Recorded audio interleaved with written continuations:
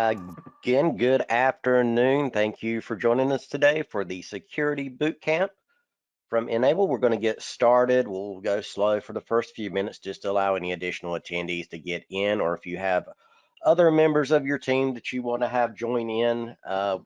We're not going to be getting real deep into this for probably another 5 or 6 minutes. So you still got ample time to reach over and get them involved. So for anybody that is here for the Security Boot Camp today and not signed up for the Advanced Security Boot Camp tomorrow, today's boot camp is very much going to be a primer session. This is to get you up to date and at a certain level of knowledge. We built this as, we have to allow for least common denominators. So you may feel that this session is going a little slow for you. If it is, the advanced security may be better for you, since it will be diving in a little bit more on the technical side of things. And then there will also be a more business-oriented security conversation that'll be had during the Building to a Cybersecurity Framework boot camp that we will be doing next month. So if this ain't scratching the itch today that you need to have scratched, we have some other boot camps coming up that will probably be better for you. But just for today's boot camp, I highly encourage, everybody should be here in your organization that can afford to be here. We're going to be talking about a lot of things that hopefully if everybody can get up to that same baseline in your organization, you'll be better off. So for anybody that has heard my accent before, hello again. For those that this is the first time you're having to suffer through this, my name is Lewis Pope. I am the head security nerd at Enable. Previous to that, I was one of the sales engineers for a few years. And prior to that, I was in an MSP myself. We went from, we had the standard growth of, we started at break fix, we eventually migrated into an MSP model of business, and after about 6 years I got the opportunity to join SolarWinds at the time, now Enable. So I have been on your side of the conversation a lot longer than I've been on this side of the conversation, so I'm going to try to keep things very practical, very applicable.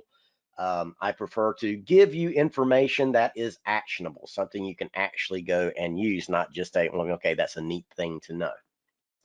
So we're going to start off with some simple things. Again, this is a primer boot camp to kind of get you up to speed. So we're going to start off with something simple, and that is security, information security, cybersecurity. Which is it? What is it that MSPs are supposed to be offering, or what they're supposed to be doing? Well, you can choose your preferred terminology on this. The most important part is that you just keep that terminology consistent internally, as well as whenever you're communicating it to clients. You can go with information security and describe what you do as information security, but it's a very academic way of describing what it is you do, and it's all encompassing for everything that you do. It's just the overall protection of information and information systems, to provide confidentiality, integrity, and availability. So the CIA triad, for anybody that's cracked open a security certification book in the past 15 or 20 years. It gets the point across, but again, it's very, it's academic sounding, and most clients may not really get the grasp of it. So what most MSPs do is they refer to what they do as security. So they're talking, and it's really no different than information security whenever you try to say, well, define it. But it is a more accessible term to use than information security. If you tell a client you offer information security versus I offer security, they're going to have very different things pop up in their head, and chances are they're going to get closer to what you do if you tell them you handle security. And then there's a third way of referring to it, and that's just skipping and saying, well, what we do is cybersecurity, and the ability to protect or defend the use of cyberspace from cyber attacks is the most generalized definition for cybersecurity you can get. And Many of the services that MSPs already offer are directly involved with or are complementary to cybersecurity. It has more pop.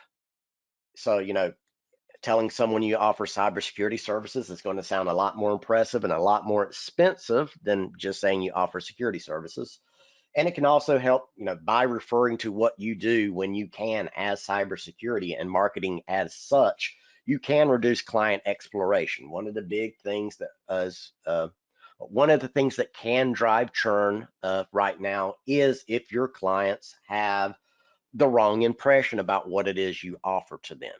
If they just view you as, you know, the people that fix computers when they break, and they're not associating you with cybersecurity, then whenever they need that, whether it's because something happens internally or their insurance provider adjuster reaches out and says, hey, we can give you these major deductions if you go sign this contract with this cybersecurity company. And then you're stuck in a situation of providing all of this information to a third party about the security of your client's environments, and you start going through it. It's like, hey, you know what? We're doing 90% of this stuff anyway. Why'd you go sign this contract with this other company? Well, because you don't do these things, even though you were probably already doing those things for them. So I always encourage a good long look at what you're communicating to clients about what you're doing. And if you can classify it as cybersecurity, do so. And again, most of what you're doing as an MSP already probably qualifies as cybersecurity. What we're going to cover today. So we're going to go over three main groupings. One's going to be threat landscape. So just reviewing what the current landscape looks like, discussing some attack methods, and reviewing some actions you can take today for yourself and your clients without having to really think too hard about it. We'll also be going over evaluating the toolbox, so reviewing a layered security model of protection, the security toolbox that we have available for you to use. So where do our products that are in our portfolio match up to this? And then also where it doesn't and where you need to go obtain those services and those tools from other locations, and also some best practices. And then also the conversation with customers. So speaking that common language with them that gets the point across of what it is you're actually offering, communicating the security model that you're basing what you do off of, and also adding services to your offering because of, gap discovery. Once you start talking about things in the sense of cybersecurity and matching your services to a cybersecurity framework, you can find that there's all types of gaps in your coverage. And sometimes you may already know what those gaps are, but you don't want to approach them because of cost or complexity, or you don't want to have to own the risk associated with that. But risk is just another word for opportunity, and opportunities can make you margins. So we're going to start off with part one, the threat landscape. So right now, being in security is hard. So just as the simple breakdown of what's happening whenever it comes to security and vulnerability and best practices and everything, it can kind of be broken down to something similar to the vulnerability life cycle. And I'll be going through this much deeper in the advanced boot camp tomorrow. But what I have on screen closely matches what the vulnerability life cycle is. A new threat emerges. You have to understand that risk. You have to modify your tools and your processes to deal with this risk. You then have to deploy whatever that thing is to your clients, to your environments. And then, you adjust your costs for your margins and operations, and so you can still make money at what you do. You finally get that situated, and then you start back over again at new threats emerge. So if you just take out the adjust your cost part right there, this cycle kicks over multiple times a day for an MSP. And we're not just talking 2 or 3 times, this kicks over thousands of times a day. But if you're using an RMM and other solutions and monitoring and log aggregation services and all the other stuff you're doing, you've automated a lot of this process. But you should still appreciate and be able to communicate that this cycle exists, and that this is one of the main drivers of why you have to design and implement and manage your services the way you do. Securing small and medium businesses as an MSP is hard. I mean, it's much harder than trying to just do an internal IT support gig. And that's mainly because of, the things I've got up here of tight budgets, time constraints. Customers usually have a lack of IT and security knowledge, and they're not aware of cyber risk, only the business risk. So one of the things you have to be able to do is correlate those security risk with a business risk so that the client can make that judgment call of, you know what, that's not worth the risk to my business. Therefore, yes, implement your recommendations. And also, there's just the lack of experience and the skills needed to mature a security stance. So everybody here is going to be on a different part of their journey as an MSP, and you're going to be at a different maturity level. We've got people in here today that are still break fix, and they're trying to migrate into the managed services. We have partners here today that have been managed service for years, but they're still on a hours billable type support instead of all you can eat. Everybody here is running their MSP different than everybody else for multiple different reasons. And some of those reasons are going to be because you don't have the skills, either because you don't have the bodies available to do the work, you don't have the knowledge within those bodies to do the work, and you can't start pursuing these things until you acquire those skills. So there will be some things we're going over today to point you in the right direction so you can start tackling those things. But there's also something that I want everybody to just keep, tucked away in the back of their head during the conversations today, that it is not a cardinal sin for you to reach out and contract additional security services from third parties. SOCs and NOCs as a service, as well as MSSPs, exist for a purpose. They are good and efficient at what they do, and purchasing that service and that capability from a third party is most likely going to be cheaper than you trying to stand it up internally by yourself, and it is definitely going to be a faster time to market if you buy it from a third party. So just keep that knowledge in your back of your head that it's not a bad thing. It's actually encouraged in a lot of situations to reach out and gain these capabilities, especially when you're first starting to try and offer them from a third party that's already experienced with it. Yet there's more concerns than just that, and these are like the external concerns, the outside pressures we have to deal with. 28% of data breaches involve small and medium businesses. 27% of malware incidents were ransomware incidents. And the average ransomware demand is $233,000. These still hold pretty true. Even some of these are out of date by a few months, but most of these metrics still hold true in the sense that these represent the external pressures that we have to deal with. Pet peeve of my own, though, is whenever we see these 233,000 or these $300,000 ransom demands that are being asked for. Now, this makes sense whenever you think of all of the reported and recorded ransomware incidents that were destructive enough and large enough that it had to be reported. And that drives up this ransomware demand dollar amount. But we've got, I can guarantee you that I have partners on the call today that your largest clients are no more than 30 endpoints, probably even smaller than that. And it's completely unfeasible for that size of a client to be hit with a ransomware this large and be able to pay it. And the attackers, they know this, and they have adapted their tactics. They will gladly lower their ransom demands based on their targets, and they'll bring it down to as low as $1,000, $2,000, $10,000 to get that payment.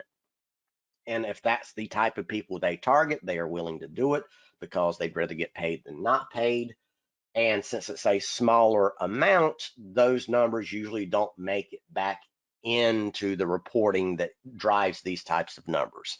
So don't look at these giant numbers like $233,000 and say, well, I'm not even going to bother worrying about it because my clients aren't big enough to ever even consider paying this kind of stuff, so it's not my problem. It still can be a problem. It can still find its way to you, and it can still, you have the same situation of ransomware in your environments preventing productivity and operations. It's just a smaller ransom you got to pay, but all the damage is still the same. So 2020, so last year was the year of a bunch of stuff going wrong. But ransomware continued to make steady growth last year. Average ransom amounts were up 31% from quarter two to quarter three. It's probably going to continue to rise. Everything says it's going to still keep going. But there was also a significant shift last year to data exfiltration in addition to data encryption. And I'll get in a little bit deeper in this in some future slides, but that's just the whole fact of not only are attackers delivering ransomware, they are delivering ransomware and taking data out of the environment so that they can turn around and use that for blackmail purposes to help improve their chances that the victim will pay the ransom.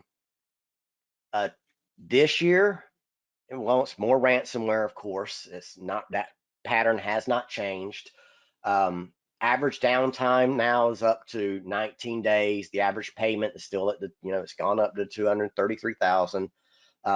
Actors have started to re-extort victims with stolen data. So not only is it the encrypting, but it's the stealing the data and then turning around for blackmail and also selling that information. So you don't have to worry about just the internal recovery. You also have to worry about PR, reporting incidents to insurance adjusters, to secretaries of state, to whoever else you have to report these types of things to in your regions, in your states. They're also selling that information to third parties. It winds up in compromised database collections, and it goes out and it just becomes part of that larger resource of knowledge on the dark net. And downtime, has nearly doubled this year as well from major ransomware events. And this downtime is, even though it's up to 19 days, that was actually, it floats, it goes up and down year to year as they update new reports, but it's still multiple days. It's worth sitting down that whenever you have to have ransomware conversations with clients, or just the larger security conversation with clients, it is worth sitting down and having that honest discussion of, look, if the worst thing happened, this is what it's going to look like to get you stood back up. And that's the whole gambit from, what, you're trying to save money. You're talking to your client and your client's trying to save money. So no, we don't want you to back up all of our systems. We just want you to back up our mission critical data. Okay, that sounds reasonable, but let's talk about what that means. That means that if your systems get hit with ransomware, we can't restore systems. We can only restore data, which means we have to reload computers. We have to reload servers.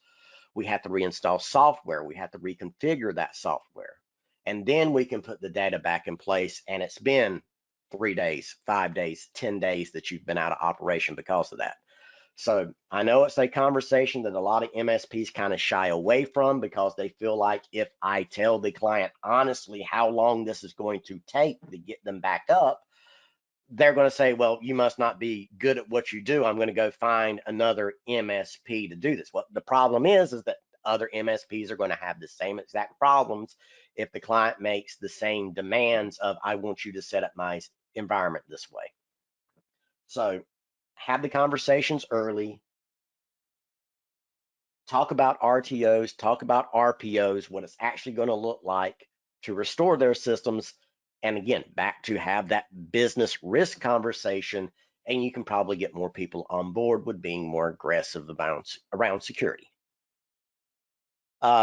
Recent things that have happened that can help you have those conversations. So Ransomware is pretty much the new normal at the moment. One of the more noteworthy ones was the Colonial Pipeline attack earlier this year. And ransomware is a high value proposition for attackers. There's a high chance of a ransom being paid, much better than, the $10,000 that a ransomware attack group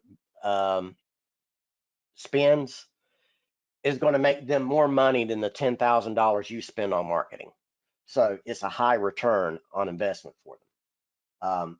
The new trend is they're exfiltrating the data to place additional pressure to encourage payment. And that makes it not only a inconvenience and we've lost operations capabilities, it's now requiring an additional incident response because that data has left your control. And the Colonial Pipeline attack is a great example of why you should be doing what you should be doing when it comes to security, because they were brought down by a single compromised credential and a VPN access. That's what got them. So that's why I don't want you. That's why whenever you have a conversation with clients about how you approach security, no, we don't want you using just any old regular VPN, software-based VPN solution that we downloaded and installed on your server. We want something with MFA and the ability to put perimeter defenses in so we can block connections or allow connections based on IPs and those types of things. Yes, it is more work. It is harder to set this up. You may have to learn new skills, but it's what you have to do to secure the access. Or else, well, you have, 5-hour lines for gas stations all across the southern US.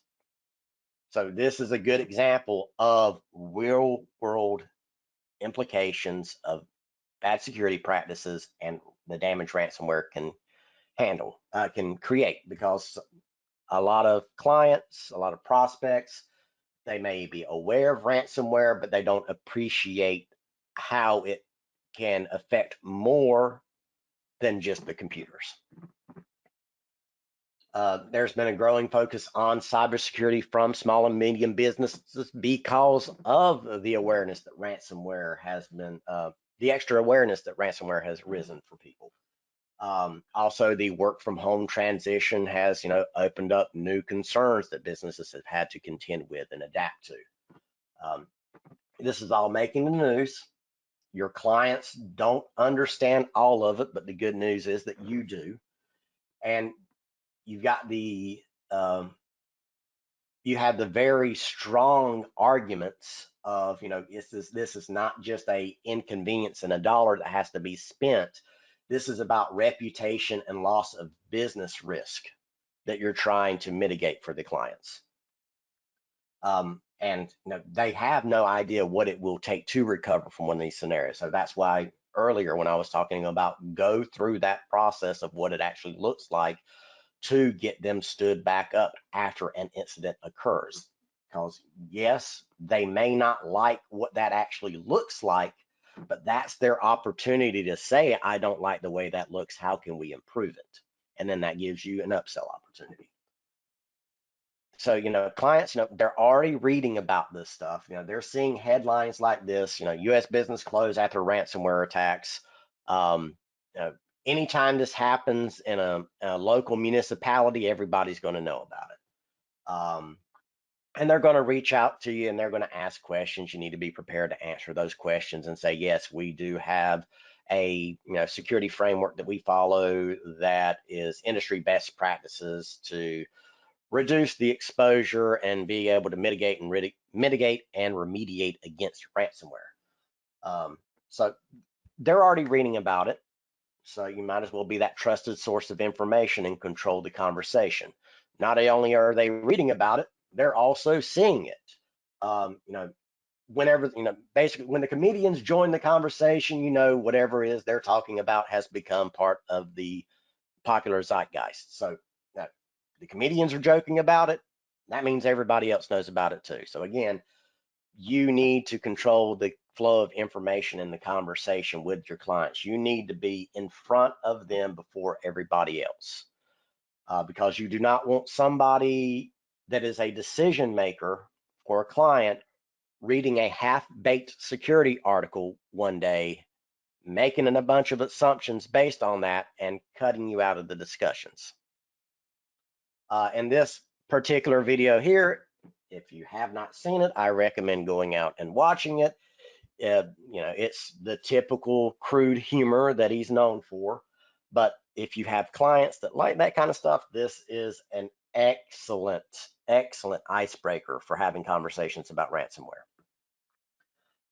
Turning up the heat. So back to the whole thing with the ransomware, the new tactic is to leverage additional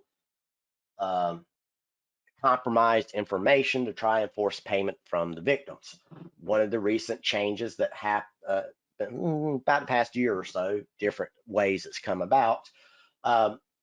Attackers have been exfiltrating data and information, then they encrypt the data, they make the ransomware demand, but then whenever the victim doesn't pay, they will turn around and take that intelligence and that information that they exfiltrated from the client and start reaching out to that their clients, and start sending them emails, as the one I have here on the left, of basically, you know what, your person that you have, this business you have a relationship with, had all their information stolen. We have your information too. You should reach out to that company and tell them to pay us the ransom. And this is actually happening. This is not a theoretical thing they could do. They actually do this. This is an MO for certain ransomware gangs. This is their standard operating procedure. If a ransom isn't paid within 48 hours, they start hitting their any contact information they retrieved. So it's getting nastier. They're being more aggressive. But again, they're incentivized to. This is a great return on investment for them. So attack vectors for ransomware in 2020. So how is ransomware operating? How has it changed? How is it delivered? Not too much on the vector side has changed of, how is ransomware delivered in the first place? So the chart I've got up here is basically just a quick breakdown of, all right, based on the size of the company, what's the percentage of attack vectors for that size of company? So so often these things are multi-stage anyway, but sometimes the vulnerabilities are months old when exploited. And you'll see that there's a kind of a trend with some of this data. There's also phishing attacks are 60% larger for large orgs. And RDB compromises are as high as 70% for small and medium businesses. And that runs with just the general thought of, all right, if it's a smaller client or a smaller environment with fewer security controls in place, then chances are exposed RDP is going to be one of the primary ways that that environment is compromised and ransomware is delivered. But as you get larger and larger and IT budgets get bigger and bigger and best practices start to be implemented, then you start to see a drop off of RDP compromises and software compromises, but the email phishing goes higher and higher. And that's because, well, of course, humans are the weak link, and the more humans there are, the more likely that weak link is to be taken advantage of. So this just goes into, well, what should I be focusing on most based on my client, the size of my clients? Well, chances are RDP, everybody should be focusing on as a nope, RDP is not allowed in our environments. If it is, then it's going to be internal only. We're blocking on the perimeter, and we're going to have MFA and IP-based restrictions on perimeters. So there's all kinds of ways to make it more secure, but it's still, better to get rid of it in favor of other solutions in most cases. So what can you do now? So ransomware is not going anywhere whatsoever. We're going to be stuck with it for a while longer. So mitigating the risks is what your focus should be on most of the time. How do I mitigate the risk associated with ransomware? First is, just ensure backups are off-site and safe. This is the biggest thing that you can do to make sure a client can stand back up after a ransomware attack, because well, attackers are always getting better at what they do, and they especially whenever it's not spray and pray attacks. But if a attacker compromises an RDP server or somehow or other gains a foothold in an environment, one of the things they're going to do is hunt and destroy backups that are available in the environment. They will shut off backup tools. They will disable alerting. They will get rid of the backups. They will even time this so that they can make it all happen within a matter of seconds before you even have a chance to respond. So this is one of the reasons why having backups that are automated, and not just automated, but automatically getting put off site.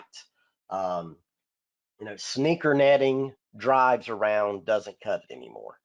I remember back whenever I very first started, one of our ways that we did disaster recovery is we were doing full system backups to external hard drives on servers and then just rotating those once a week.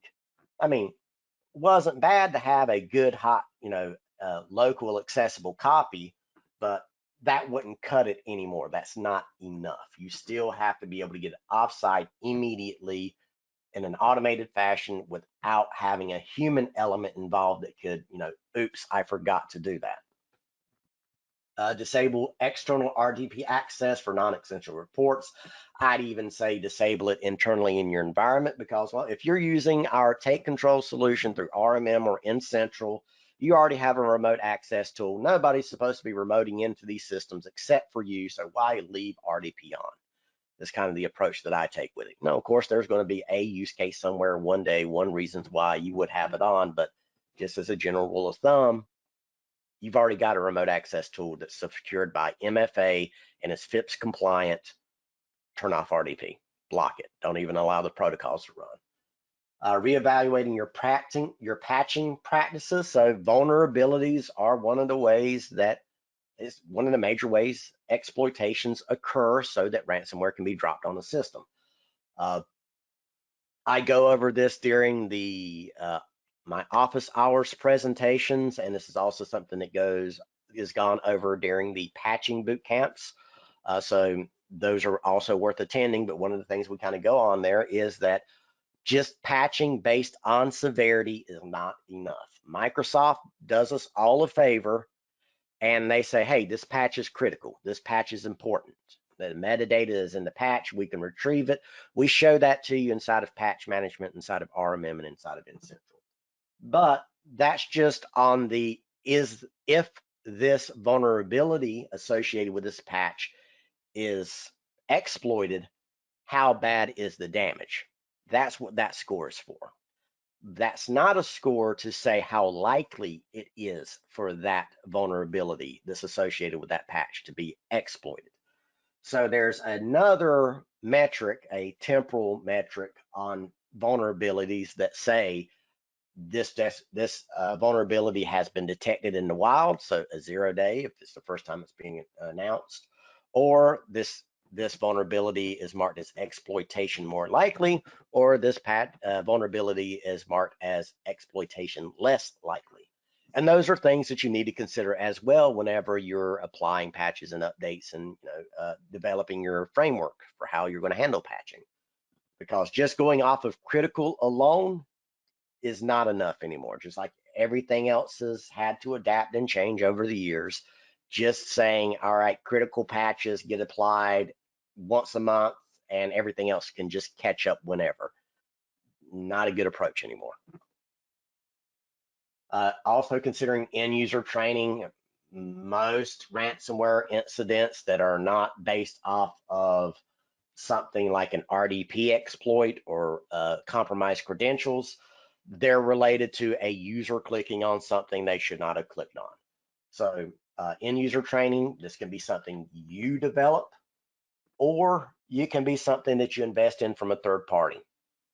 If it's just like just about anything else, if it's the first time you're getting into it and you don't know where to start, you'll get something much faster and probably with less stress, and in the end, fewer dollars spent if you acquire something from a third party. So KnowBe4, Barracuda, there are plenty of options out there for vendors that offer end user security training. And more mitigation. So what else can you do right now without having to get into, well, we need to do a risk assessment of your environment, find out what you have, and then make a bunch of recommendations based on that. There's a lot of stuff you can do from day one without getting into actual risk assessments. And some of those things like least privilege permissions. Work with that concept from top to bottom and everywhere. Not every user needs access to everything, and MSPs can be bad for this in the sense that they will, well, any technical user in our environment needs to be able to do anything at any time for any client for whatever reason, and they need full access to everything. The downside to that is that, well, everybody has access to everything and can do whatever they want, and you're now down to just one person's credentials being compromised to potentially expose your entire client's all your clients in their infrastructure. So least privilege permissions should be something that you're practicing internally as well in the client's environments. Don't reuse credentials across customers. Yes, it's easier to do that, but well, now you have a common credential across all of your clients that can be used for attacks. Enforce password complexity and use a vault or password manager and review who has access to what credentials. Some password managers are going to do this better than others. Our Passportal product is good at handling the password management for individuals by giving them their own branded password manager that you can resell them to your clients, but also for technician use so that passwords can be shared between technicians based on security permissions and access groups. So you can dictate which technicians have access to which passwords for which clients and which environments. There's also two-way syncing that's available for domain integration, so you can do automatic auditing and password rotations, and even get into advanced stuff like we're going to rotate passwords not based on age, not based on but rather based on how many times a technician accesses that password. Because traditionally, the advice used to be that our passwords should be rotated every 90 days. And then that kind of lost standing, and it was, well, no, it's more important that passwords are sufficiently complex.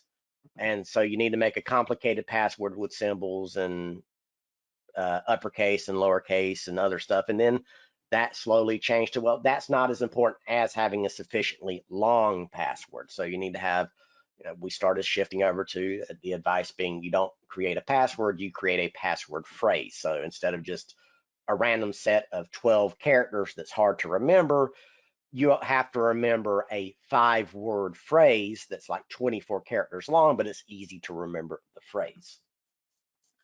Multi-factor everything that you can from top to bottom. Yes, it can be inconvenient, it can be frustrating, but security is not convenient. I'm not even in the MSP space really anymore. I'm on the enable side, on a vendor side of things, and I have to use MFA 20 times a day. It's just it's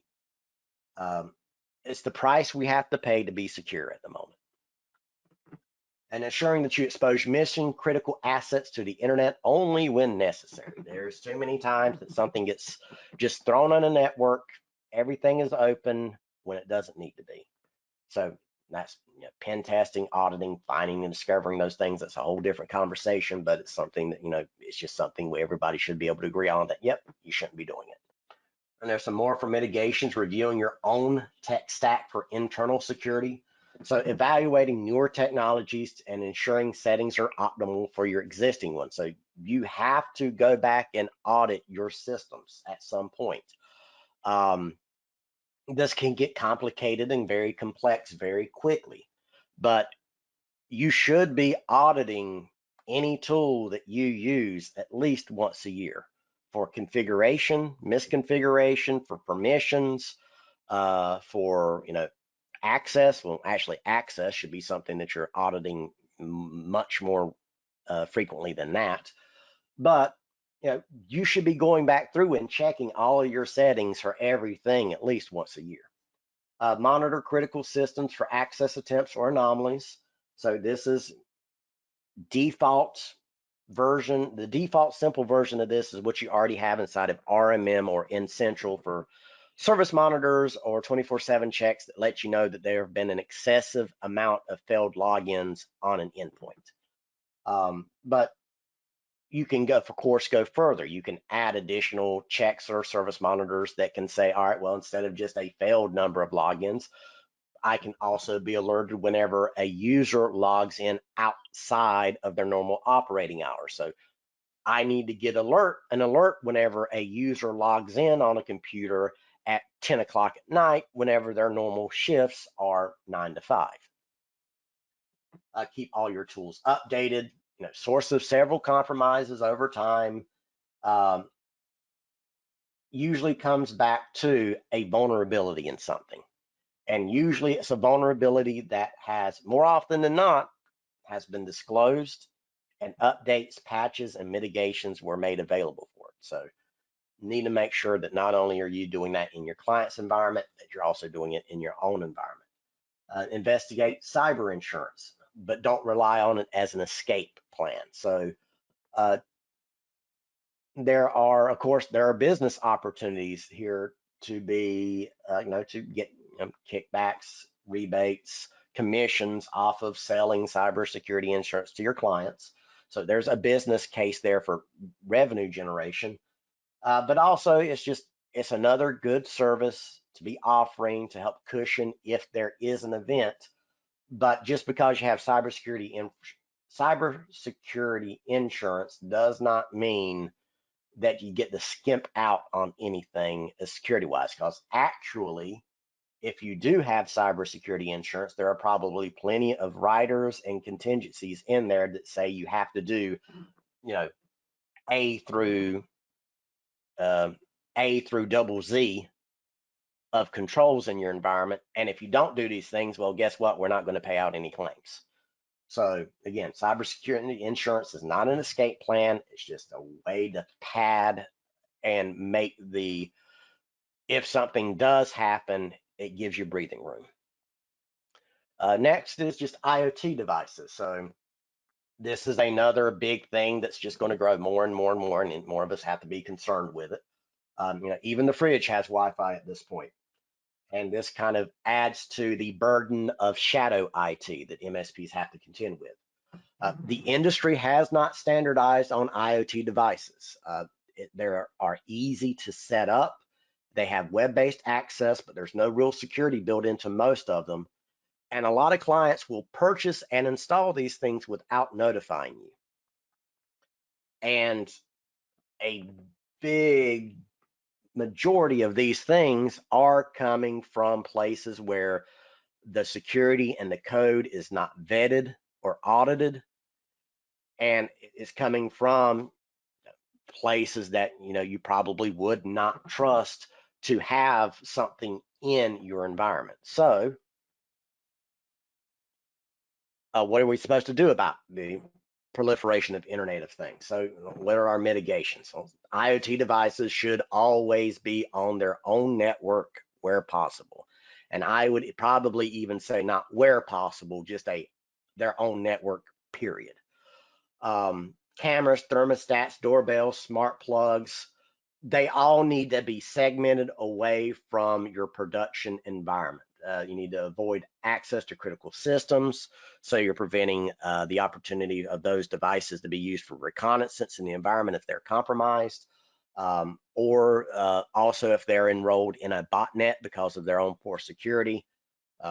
Ensure that MFA is enabled on any web portal that those IoT devices are using, that you have sufficiently complex passwords in place, so you're not leaving default passwords in, and restricting traffic and monitoring for anomalies. So this is usually the point at which you have to buy a new tool, or you have to grab a new service, because to be able to do this, you need to be able to monitor the traffic in and out of those devices, and that's going to be done with firewalls or some other security appliance, and you need to be able to, restrict down at the same time that that IoT device can only communicate with the service provider that it came from, their control servers that it needs to communicate to for the purpose of its operation, and then maybe the IP address for whoever's going to be accessing and using it. But that's it. Everything else should be blocked. Yes, that means that the $35 Wise camera that a client bought on Amazon and they want you to come hook it up in their environment, yeah, then, oh, sorry, you bought it for $35 because you thought it was going to be cheap, but I'm going to have to charge you for 2 hours labor to get this all configured and set up for you. That's, unfortunately, that is a challenge and a conversation a lot of us have to go through of, great, you bought that cheap thing, that's awesome, but we're not going to allow that in a business environment because there's just too much risk associated with it. Also, well, so the IoT thing, that's of course going to be something that's a challenge because it's innocent and it's innocuous. Again, clients are not going to see the IT risk involved with that, and you have to make it a business risk for them. But of course, the more things change, so we got the IoT stuff, the ransomware stuff, that's all new things relatively we had to contend with. But there's still a lot of stuff that's just exactly the same. Adversary tactics and techniques are always evolving, but a lot stays the same. So like fileless malware. Fileless malware was something new we've had to contend with in earnest over the past 4 years, 5 years or so. And regular AV has had a very hard time keeping up with it. But the delivery mechanisms for them, the attack vectors are still the same. They're still delivered the same way. It's still email attachments. It's still links they have to navigate to.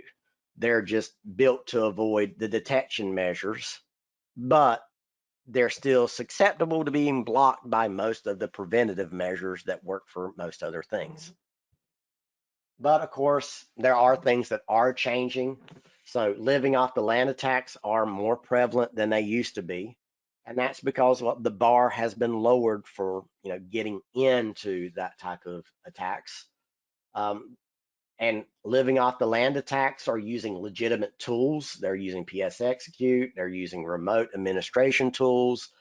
AnyDesk is a popular one. There's all kinds of tools that are legitimate IT tools that are being used for reconnaissance work and for other malicious activity environments. And it's all about establishing persistence, being able to scan the network for the high value targets. So you're generating your intelligence for what you're going to go after, exfiltrating the useful information that you find, and then encrypting it as well, and then playing the ransomware and the blackmail game with it. But one of the disturbing things in here that not everybody realizes is this can all start by buying admin credentials on the dark web for an exposed RDP port. For the cost of a coffee, $7, I can go out and I can buy a verified set of credentials for an RDP RDP port that's left exposed to the internet. That's it. $7. I can go buy one. I can log in, and then what I do after that is up to me. Standard antivirus solutions are not going to be as effective against these types of things. Actually, they're completely non-effective most times because if somebody has gone through the trouble of gaining access to your environment so they can start performing these types of attacks and reconnaissance, well, they probably already got valid credentials, or they have golden SAML tickets, or they've got something else that gives them the permission as far as the environment is concerned to do what they want. But the big changes that have been happening really around ransomware has been around the ransomware frequency. And it's probably going to continue to do significant damage. There was just one recently for Accenture. There are some other recent ones that have happened, and it's just going to continue for the foreseeable future right now. And what's mainly been driving that is ransomware is now being sold as ransomware as a service. Just as you come to enable to buy access to our N-Central or our RMM platforms, a cyber criminal can go off and they can buy an account with a ransomware provider, gain access to a dashboard, start pushing out ransomware in 5 minutes, and not write a single lick of code. The bar for entry has been put on the floor. So there's nothing stopping somebody from getting involved in ransomware other than motivation right now.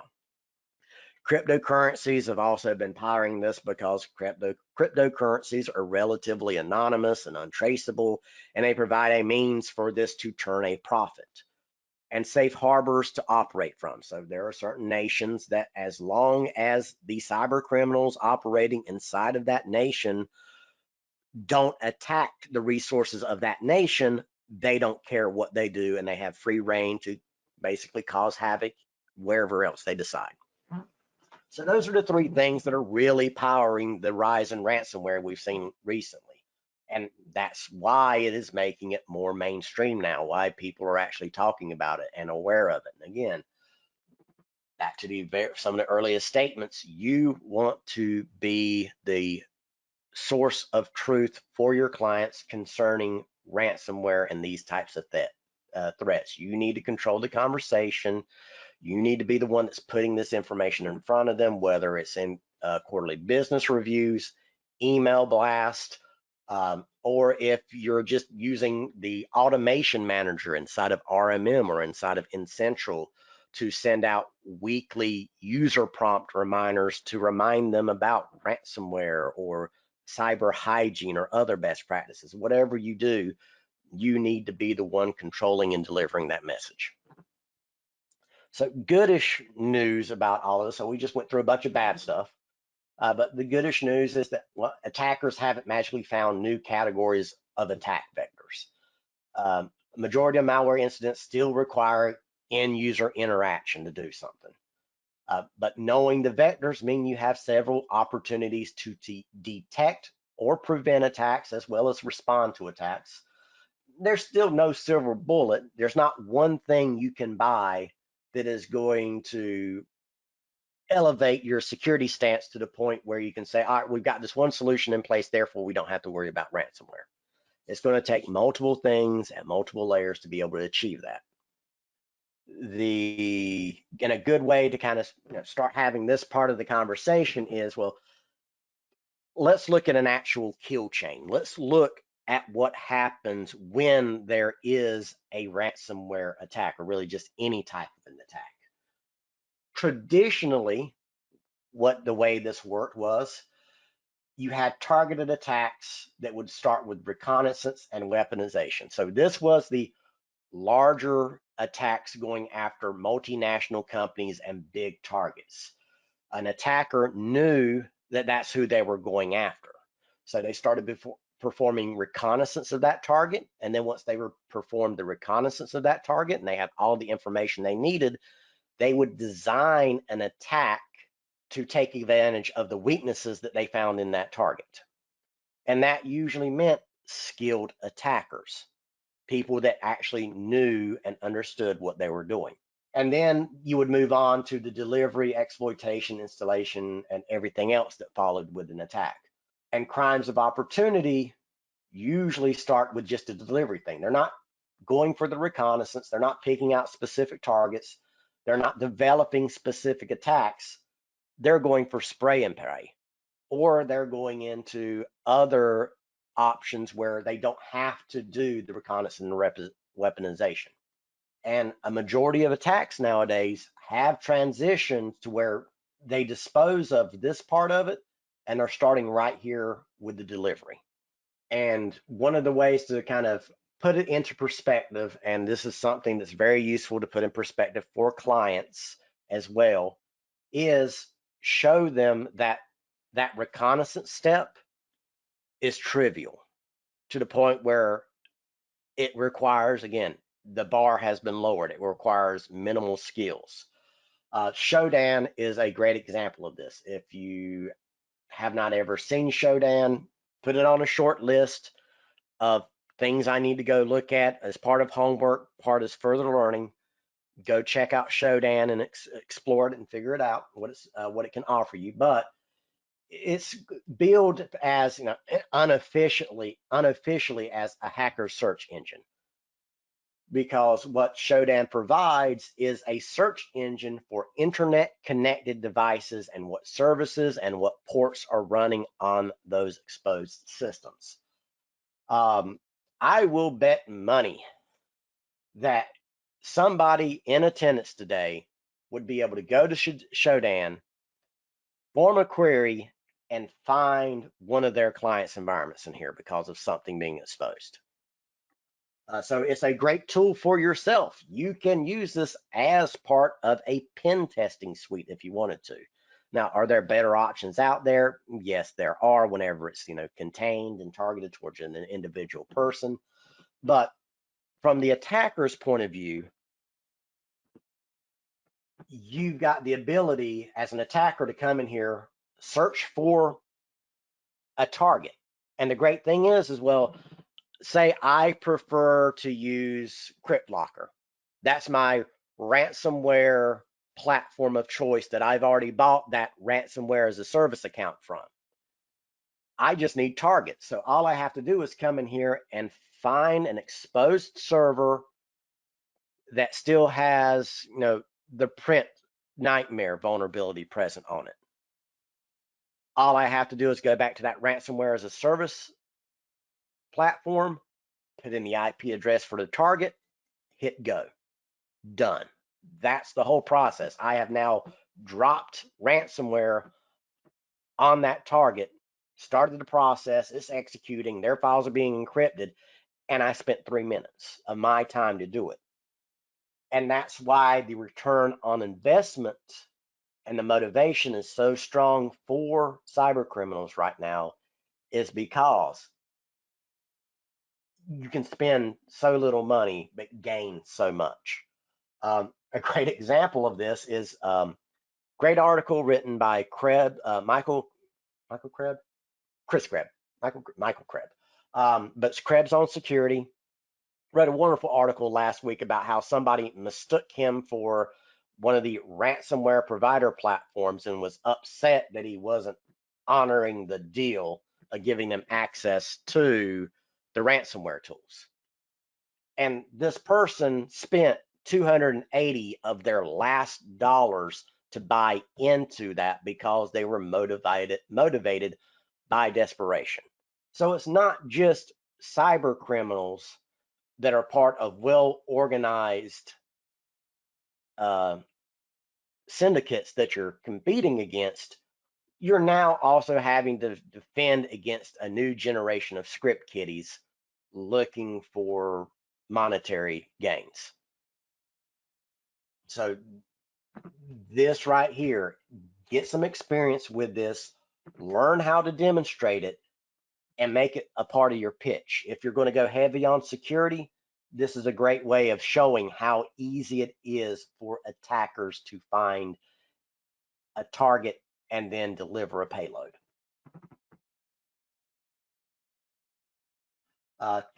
Top entry points of common attacks. So I rehashed some stuff we've already gone over, but you know, it's worth consolidating it down into a few bullet points.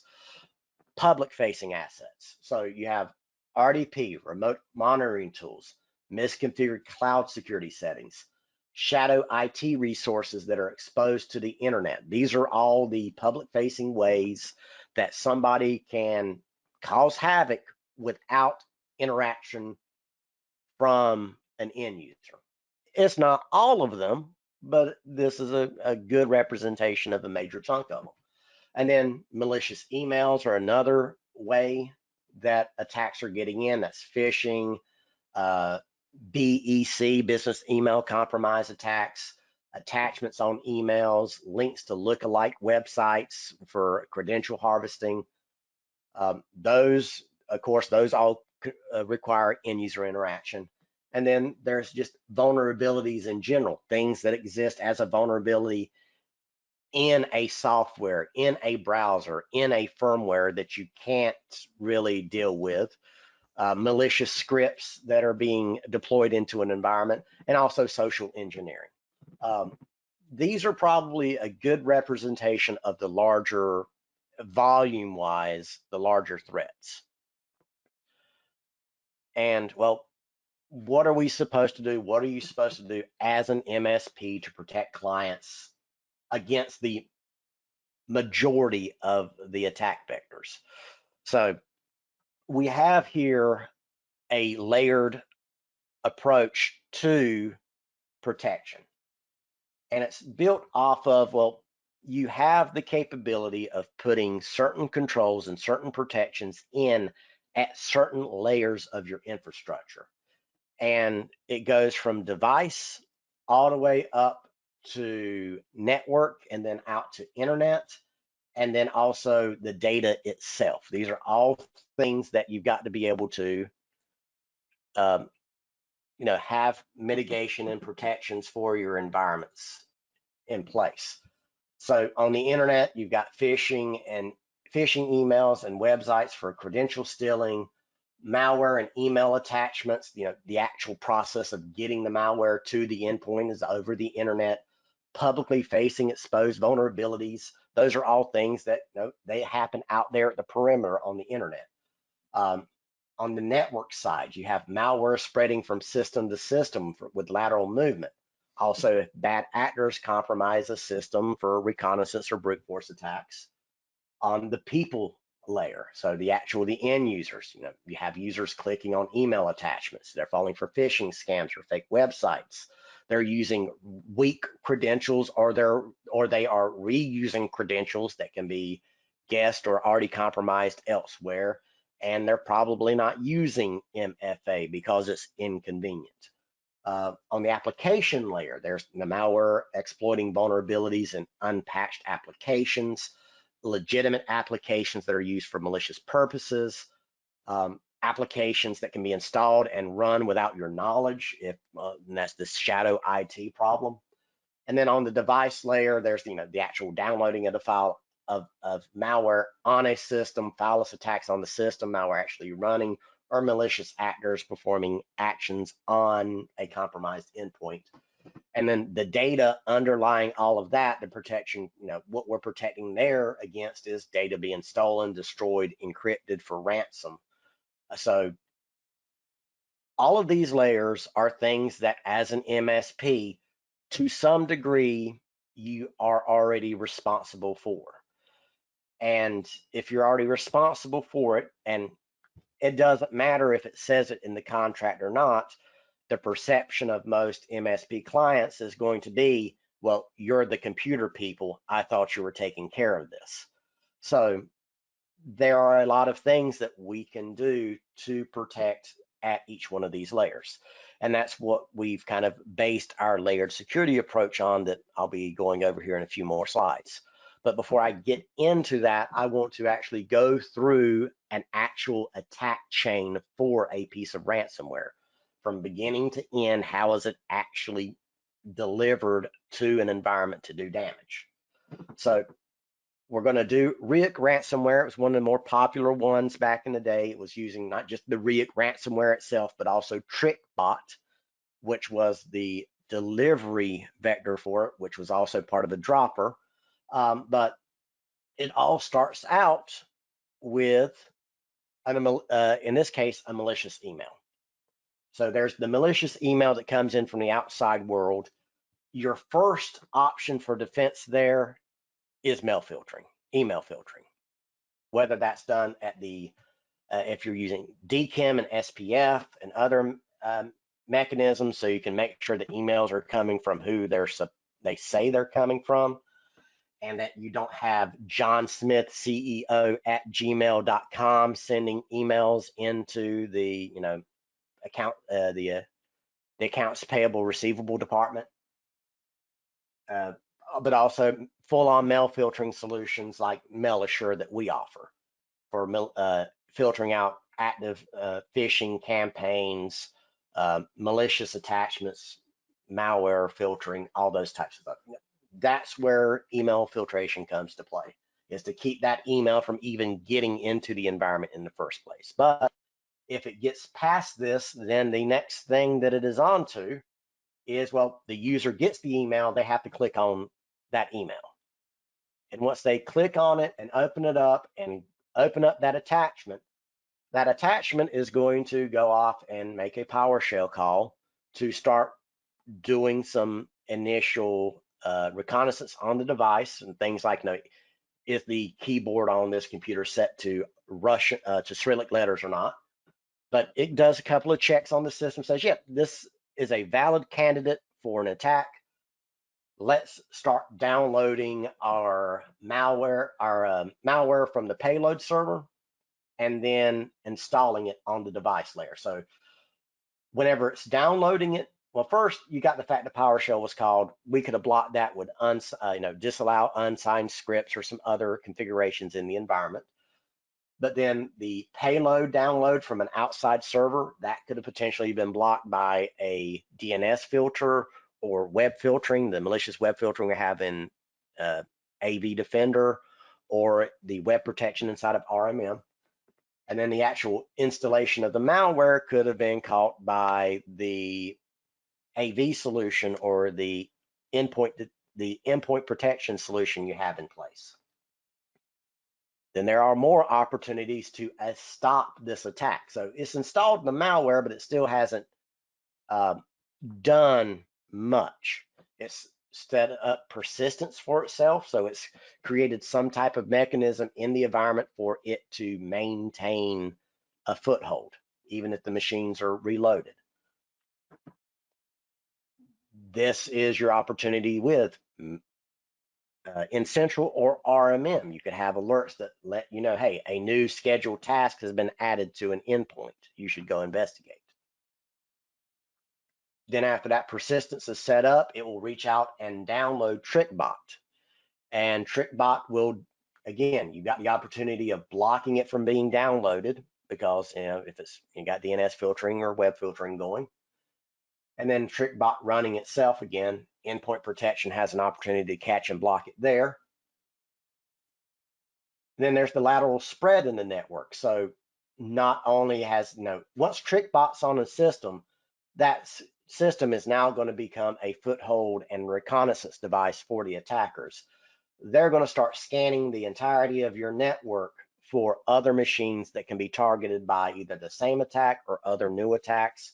TrickBot is now using Eternal Blue exploits, vulnerability exploits to take advantage of SMB being left on in an environment. So this is why having something insecure like SMB version 1 in an environment isn't okay because you've blocked access from the outside world. All it takes is one endpoint internally compromised, and then that computer can be responsible for leveraging the vulnerability in that protocol. And then after the lateral spread is made, additional systems are compromised, the ransomware gets downloaded, which is the actual Ryuk ransomware, and then it runs and starts encrypting data. And again, you've had other opportunities to block it. So this is why the layered security approach as a concept is, it's easy to follow. It's easy to see here that there were multiple opportunities that we had to stop what was happening. And what you use to do that is, that's kind of that's part of what the conversation is about today. How do we decide what to put in place where? How do we protect these things? So again, each one of these different layers have different things that are going to be happening at that layer, and you have different opportunities with different solutions, different processes to make sure that doesn't happen. And this is just one simple attack. This was just an email, a single email that an end user clicked on that started this avalanche of problems in your environment. So that's why it's so important to block things as far out as you possibly can. So it's all about breaking that attack chain whenever you can, wherever you can.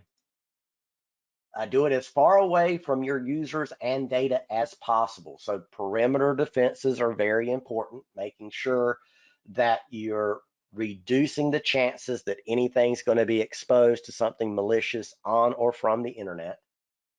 But you've got to balance the protection across all layers. You're not going to want to pour all of your money into perimeter defenses and not have anything on your other layers. I always say it's akin to, if you live in a gated community, you don't have the gate guard there, and that's it. You're also going to lock your door. You're also going to have an alarm system. So, IT's the same way. You can't just put something on the outside and expect it to stop everything bad from happening. The ability to detect possible infections as early as possible, and also workshop this attack against your current security model. So there are hundreds and thousands of dissertations and security analyst research papers out there that you can go find about a specific attack. So just choose, go check the news sites, find out whatever the most recent ransomware attack or recent malware that's causing a lot of damage. Somebody out there has already written out how this works, what it does. Go find that and just work through it as a checklist and say, do we have something in place that will block this part of the attack? If you do, great. If you don't, it's an opportunity to reinforce your security stance and maybe even make significant enough adjustments to what you're doing that it warrants repackaging and offering it again as a brand new service. So part one review, we're a little over the first hour of the session. So a few key takeaways. New reports about ransomware are coming out daily, and your clients are probably seeing these reports. You want to make sure you are the source of truth, that you're controlling these conversations, that you're steering it the way you want it to go. Because if you let them come to you, they've already read something somewhere else that is not going to mesh with what your statements or with what your approach to it is going to be. And that's going to create unnecessary barriers you've got to overcome. So start the conversation early and make sure that it's guiding your clients to better security stances based on what you can provide them. Small and medium businesses don't have the knowledge of how cyber threats work, but they can easily understand the business risk. So you can talk till you're blue in the face about how dangerous SMB v1 is to leave open on an environment. But as far as the client's concerned, well, it still works. So what's the problem? You've got to break it down to how is it going to cost them money. And sometimes not even just the monetary cost, but just the reputation loss as well. And knowing what to protect will help you communicate the need to protect it. So this is why having good inventory control and asset management is important. Balanced protection across people, processes, and technology. You can't put all your eggs in one basket. You got to make sure you're doing something at every level that you reasonably can. MSPs are now a vector for attack. Well, MSPs have been a vector for attack for a while. So make sure you're going through, best practices to secure your access to your management platforms of choice. Make sure you have MFA enabled on all of them. If they allow for IP-based access restrictions, make sure that those are set up. You can even go so far as saying that, all right, we're going to make sure that we're going to put IP-based restrictions in, and nobody can log into our platform except for from our Azure VMs or our AWS workstations we've got set up, and technicians have to use those as jump boxes to access things. Data exfiltration and blackmail are going hand in hand now with ransomware attacks. So that'll be another thing you need to have conversations around. Oh, this is such a good question. I'm going to go ahead and answer it right now before we take that break. So a slight few second pause. All right, so a question that came in, it was concerning BitLocker and drive encryption. of, well, if a drive is encrypted, can ransomware still encrypt that drive so it's unusable to you? Yes, they can. And is there no way for the hackers to get any data from encrypted drives? No, they can get information from encrypted drives. So this is a very popular, common misconception on BitLocker or any type of drive encryption. All that does is prevent physical theft. Because if you think about it, if somebody steals a computer physically and doesn't know the password for it, well, they can take out the drive and then they can access that drive by plugging into another computer. BitLocker or drive encryption is going to prevent that from happening. It does not prevent a computer that is turned on and working that has already unencrypted and made readable the data on those drives from that data from being exfiltrated, ransomed itself, or otherwise tampered with. Because if the computer's on, the OS is running, BitLocker or the drive encryption has been unlocked, all that data is readable and nothing about the BitLocker or the drive encryption protects that information. So is BitLocker important? Yes, it is very, very, very important. But it's just one layer in your overall security approach. So welcome back after that short break. We'll go a little slow for the first minute here, just allow anybody that stepped away an opportunity to get back before we really get into it. But the next part we're going to be going into is breaking the attack chain. So this is going to be about well, given that you are here today at the Enable Security Bootcamp, we're going to go over some of what we have available for you in our portfolio that you can start leveraging today. But also we'll be going over some, what we don't have and where you are going to need to look to other vendors to fill some of those gaps, because nobody is going to have everything you need. Everybody has been promising and promising and promising single pane of glass for forever. Single pane of glass is a myth in the sense that you're not going to get one login for one dashboard and have everything you could possibly ever need in that one location. So there are going to be additional tools and other things you have to bring in from the outside, whether that's Microsoft, the configuration of your domain, cloud monitoring services, employee training solutions, whatever it is. There's just tons of stuff, and we'll go over and point out where we really don't have a dog in the fight, and you'll have to go find somewhere else to get those things. So where to start with breaking the attack chain? Well, we're going to go over a simplified process. And this is, one, it's for the benefit of time. Also, least common denominator, make sure everybody's on the same page.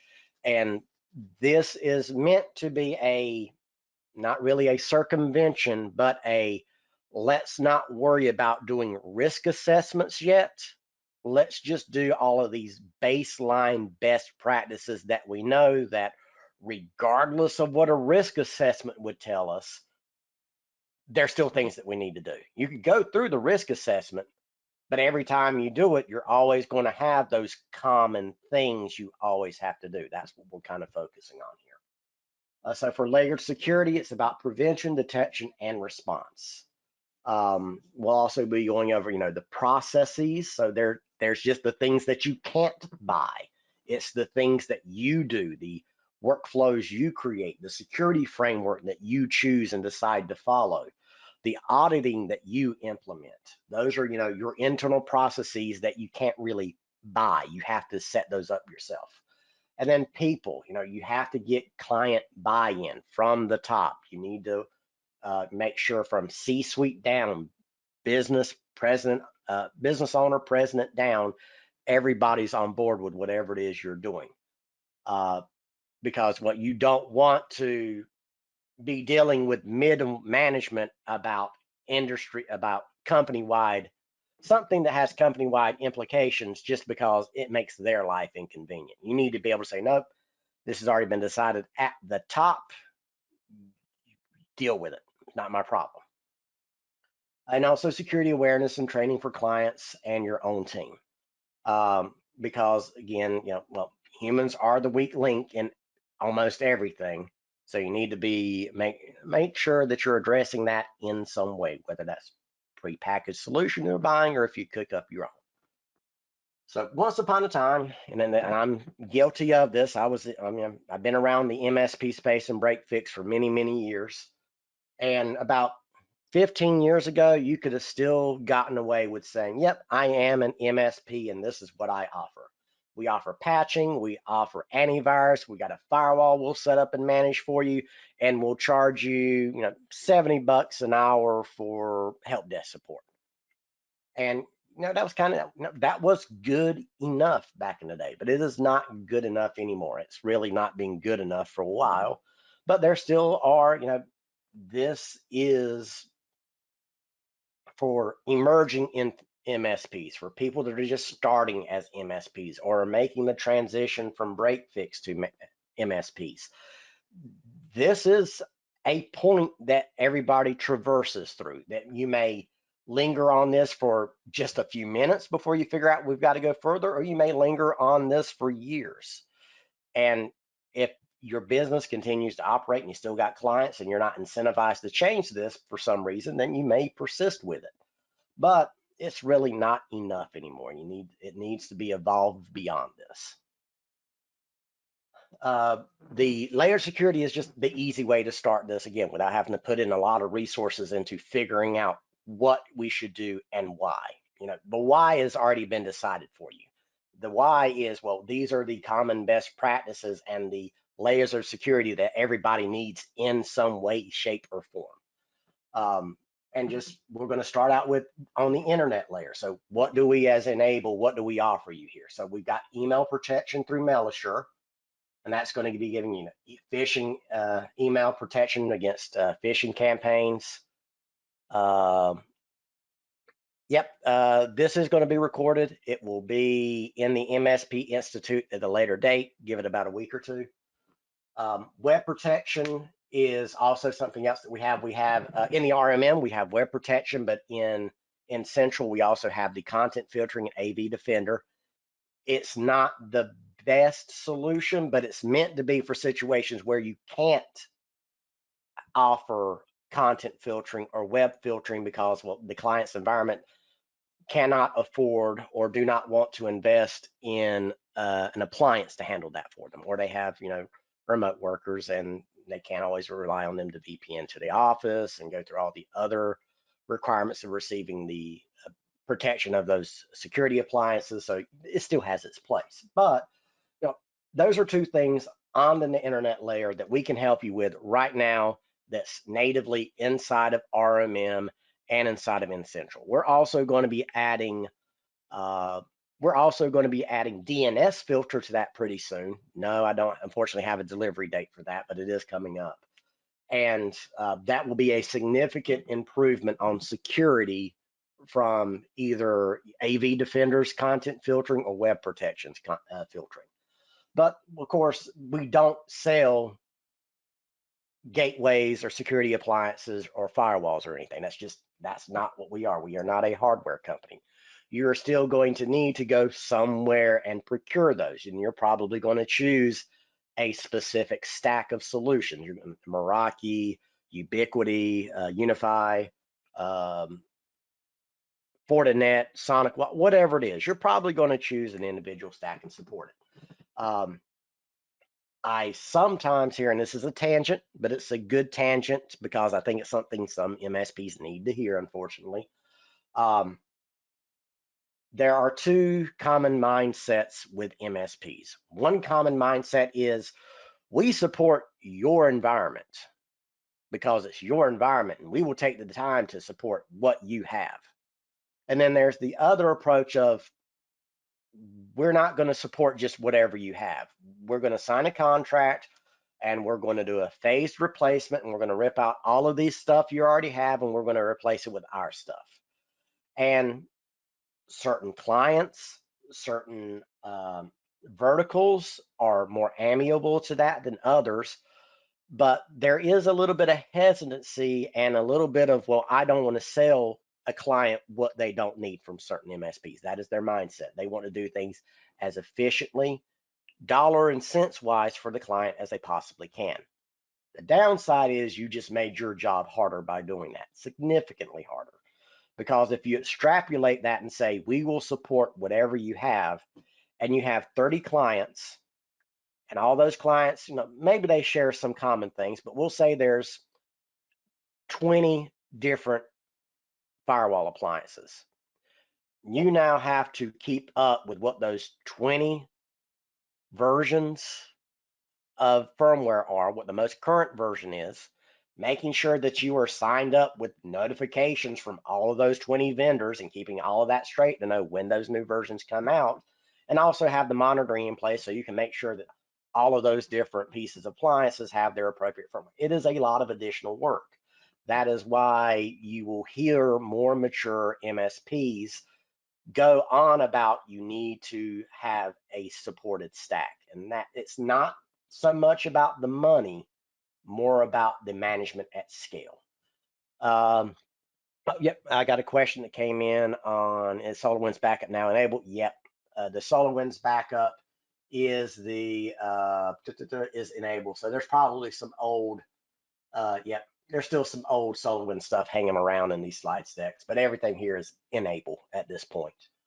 But again, we're not going to sell you those firewalls, but we can help you monitor those firewalls. You can use RMM or N-Central to do API-based monitoring, or SNMP-based monitoring of those firewall appliances.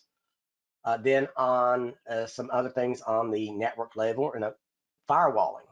Again, this is not really, we don't have a firewall solution. We can help you manage those, but yeah. That's a devil's advocate. Well, not really devil's advocate, but just an observation, and this one deserves to get a little conversation. Vendor diversity. So vendor diversity is the approach that, well, if I'm not using the same thing at all clients, then I'm less likely to suffer a client-wide compromise. So if I'm not using the same thing everywhere, then I'm hedging my bets. But that's kind of what you're doing. You're just hedging your bets that I'm going to have all of these different technology stacks out there, and we're going to service all these different technology stacks. And that works as long as you have the resources to make it work. If you can't have everybody with disparate systems and different network appliances and different everything else, if you can't keep up with it, if you can't make sure that all of those pieces of equipment are getting brand new fresh firmware updates that they need within 7 days after they become available, that you're not monitoring their configurations, if you can't do all of that, then you're probably hurting yourself more than you are helping yourself. Best UK's, what is the difference between MAD and AVD? Okay, yeah. So I'll answer those other questions that just came in kind of as I go. For people, so whenever you move on to the people layer, only thing we can really help you with is password management and MFA. So for password management, we have Passportal, which allows you to do secure credential storing. It's actually zero knowledge credential storing. So we have no clue what it is you're putting in the platform. But it also gives you some audit capabilities, being able to force that passwords have certain complexity. You can also have it do, instead of passwords, rotations being based on age, you can do password rotations based on, 2 technicians have accessed this password.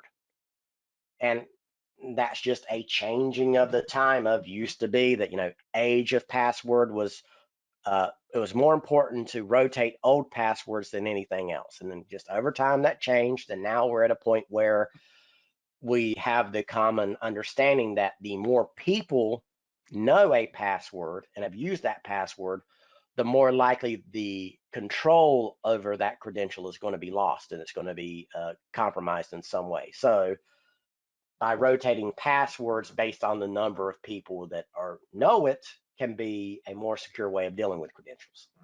And that's something you're able to implement with our Passportal.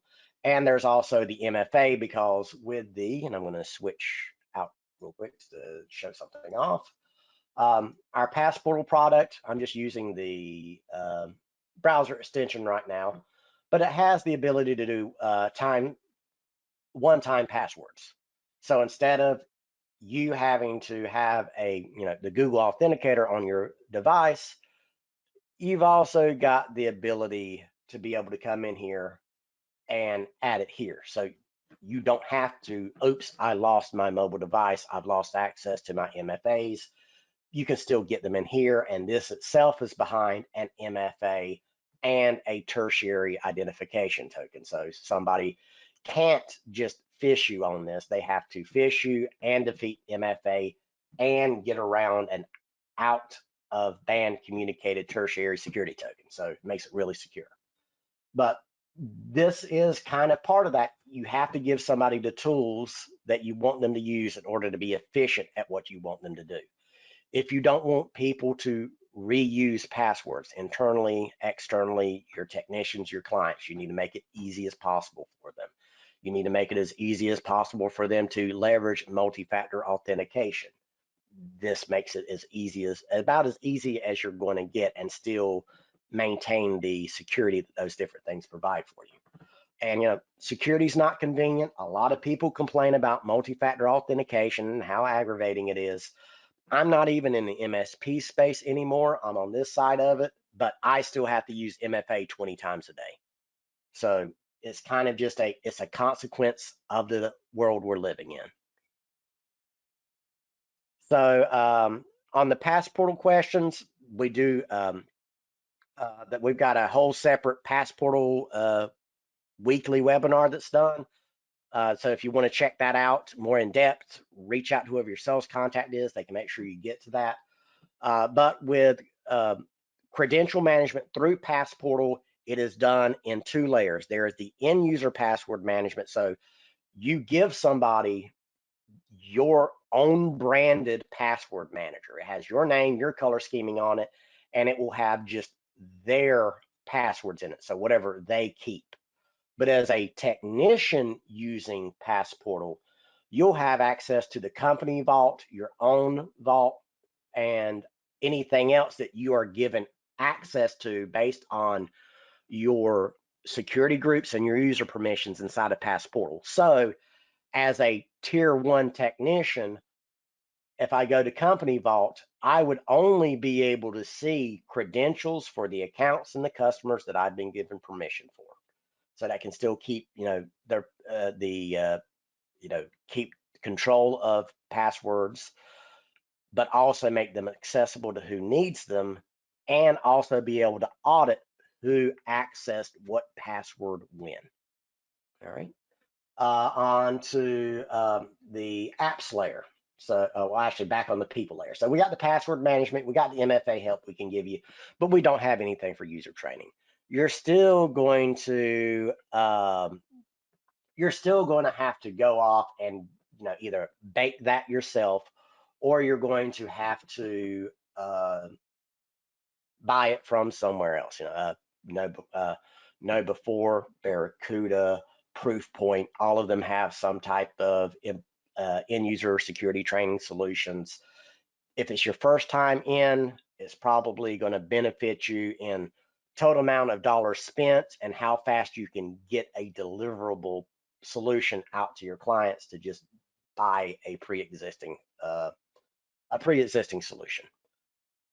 Another Passportal question, SSO on Passportal. Right now, Passportal is a monolithic sign-in that's by itself. It's not integrated with anything else at the moment. On the applications layer, so what are we helping you with there is going to be patch management through RMM and N-Central. App control, so application whitelisting is another very popular thing at this level that we don't have anything for. You're usually achieving that with BitLocker through Windows Domain or something else. And vulnerability management. Well, patch management is a part of vulnerability management, but it's not everything concerning vulnerability management. There's the the vulnerability management side of configuration and the human element vulnerabilities that you're going to need other things and other solutions to address. Then on the device level, there's going to be endpoint protection that we offer, and we're offering that in multiple ways. So we have the managed AV and RMM and AV Defender and N-Central. They are the same solution in the sense that they're both gravity zone, Bitdefender's gravity zone AV engine. We're just using the SDK implementation of it. So you're not getting everything that Gravity Zone has, but you're getting the core AV engine. And that's what it is and what it's meant to be. It is just an AV, a bog standard traditional antivirus solution. But the EDR solution, well, we don't hide anything about this. This is SentinelOne solution that we've just taken and integrated and repackaged into RMM and N-Central to make it as easy as possible to turn it on and get it running. Yes, it is not, it's the same SentinelOne agent that's running on the endpoints, and it's giving you the exact same protection that the standalone version will give you. But there's just some control differences and some reporting differences that exist between the full standalone version and the integrated version. If you've tried out the integrated version of EDR inside of RMM or N-Central and you felt like you didn't have enough control or you didn't have enough reporting or anything else, then ask about the standalone version. So reach out to your point of contact and your point of sales contact and let them know that I think I need the more robust set of management options that are available in the standalone version. Again, it's the same core EDR engine that's giving you the same protection on the endpoints, just different controls. And the standalone version also opens up the opportunity for you to have EDR for Macs, Linux, and containers. As far as, well, what is the difference between managed AV, regular AV, and EDR? That's a whole hour conversation in and of itself. We do weekly EDR webinars, demos that are worth attending. Again, reach out whoever your sales contact is if you want interested in those. But the simplest way to what is the difference between them? AV is regular AV. Everybody here is going to be familiar with it. AV catches a virus. It lets you know somehow, you get an email, you get a notification, whatever, it says, hey, I stopped this generic named virus at this date in this location on your computer. And that's it. That's all you get. You get the notification that it stopped it. Okay, you stopped it. Great, I'll go on about my day. But then you get a help desk ticket from that user that says, help, something happened to my computer and my desktop background is black and I can't change it back to my kid's soccer photo. Well, a technician's going to go in and have to start troubleshooting that, and they'll see that, well, their AV just stopped a virus, but yet their system is still jacked up.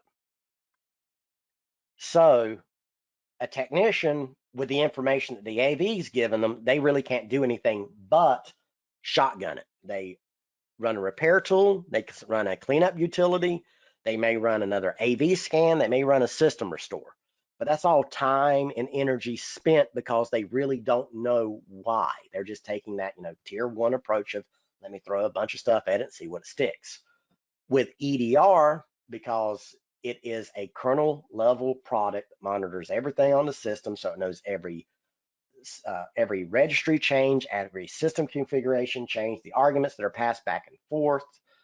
It's aware of what happened to the system, so it knows what to revert back to its prior values after a threat event is detected. And that is, in and of itself, gives you the ability to not just have EDR, you can have MDR. You can sell your own managed detection and response using EDR. It's just you are the one providing the managed for it. And there is tons of opportunities there. But if you're going to take it that far, if you are going to market EDR as a managed detection and response solution, you're probably going to need the standalone version of EDR, because the integrated versions of EDR are meant to be the, I don't want to say it, but they're meant to be the dummy proof way of delivering it. I just turn it on and it installs and everything else is taken care of. There's some additional issues you have to worry about with the standalone, site configuration, policy configuration, network quarantine control configurations, the actual installation of the EDR SentinelOne agents on the endpoint. That adds a lot of additional steps and work. But if you need that additional functionality, that's the way you're going to have to go with it, because the integrated versions for the meantime are going to have just the very base core functionality in it. And then there's the backup. So you still have to have all of these different layers in place that we're trying to protect and keep things from happening to the environment. But at some point, something's going to happen. You're going to need to be able to restore things. And we have the enable backup, which is either the mob inside of RMM, or enable backup inside of N-Central, or the standalone version of backup. And the role it plays in here is that it is not just backup, it is immutable backup. So our backup solution is a cloud-first backup solution. It does let you say, I also want to keep a local copy of this data on a NAS device or on a network store or something, but it is always going to try and push everything automatically out to the cloud as deltas of data changes. So your networks can keep up with it, the endpoints can keep up with it, because it's not this constant torrent of data that's going out, it's just the changes. And those changes are immutable. So once it makes it to the cloud, it doesn't matter what happens to the endpoint. You could have a total compromise of your client's environment. Somebody, an attacker gets on a system, they uninstall RMM, they turn off the AV, they uninstall the backup, and they go destroy your backups that are stored on the NAS devices. They're still not going to be able to get to the data that's already in the cloud. There's nothing they can do on that endpoint that's going to affect what's already been backed up. So that gets you, above and beyond just we have backup to we have offsite immutable backup that is automated, and there is not a human element in that can make it go awry. Whenever I first started out in MSP world, it was not uncommon to say, all right, we're going to back up your server to this external drive, and we're just going to swap that external drive every week. And, so-and-so is going to be responsible for taking that drive home with them and swapping out the new drive. Well, you've introduced a human element. Somebody can forget, somebody can get fired, somebody can go on vacation. It doesn't happen for 1 week, and then for 2 weeks, and then for 3 weeks. And all of a sudden something happens, that data gets corrupted as well because it was still physically attached to the machine, and you have to start off from 3 weeks ago. So having it offsite and immutable is the last control you're going to put in place to make sure that even if everything else goes wrong, we can still rebuild. So a little bit deeper on some of these individual layers. So on the device layer, endpoint protection, best practices. Well, ensuring all systems have the right policies in place. This is, settings may have been disabled for troubleshooting purposes. Somebody may have snoozed the AV. Somebody may have turned off a service. Somebody may have turned off the local Windows firewall because, hey, we're going to install QuickBooks in the environment, and I don't want to have to deal with the headache of, oh, you can't connect to QuickBooks Database Manager. A lot of people, not saying it's a right way of doing it, but it's probably the wrong way of doing it, will just turn off the Windows firewall so they don't have to worry with it, instead of figuring out the appropriate permissions to put into the firewall. Problem is, you turn off that firewall, that's not there anymore. Well, any other compromised computer in the environment can now fully access that system. And that is introducing multiple vulnerabilities and adding to your risk for that environment. For what? For somebody, for a technician saving 5 minutes of their time to not put in those correct permissions in the Windows firewall. So you need to ensure those policies are in place, that everybody knows that's the way it's supposed to be done. And you also need to be able to audit that, ensuring all systems are getting their updates. Vendors release definitions often for a reason. Microsoft is, they're the ones that gives us the most headache for the most part in most situations. You need to make sure that you have reasonable expectations there. There's a management tool for Windows for monitoring for antivirus being disabled. You're going to want to make sure that your security controls, your protections you're putting in place aren't being turned off or disabled. You don't. So you'll need to have service monitors, 24/7 monitors that are making sure is the AV running, has it been uninstalled, those types of things, because those can be malicious, intentional actions, and it could also be non-intentional, but still open up problems in your environment. Ensuring behavioral monitoring is enabled.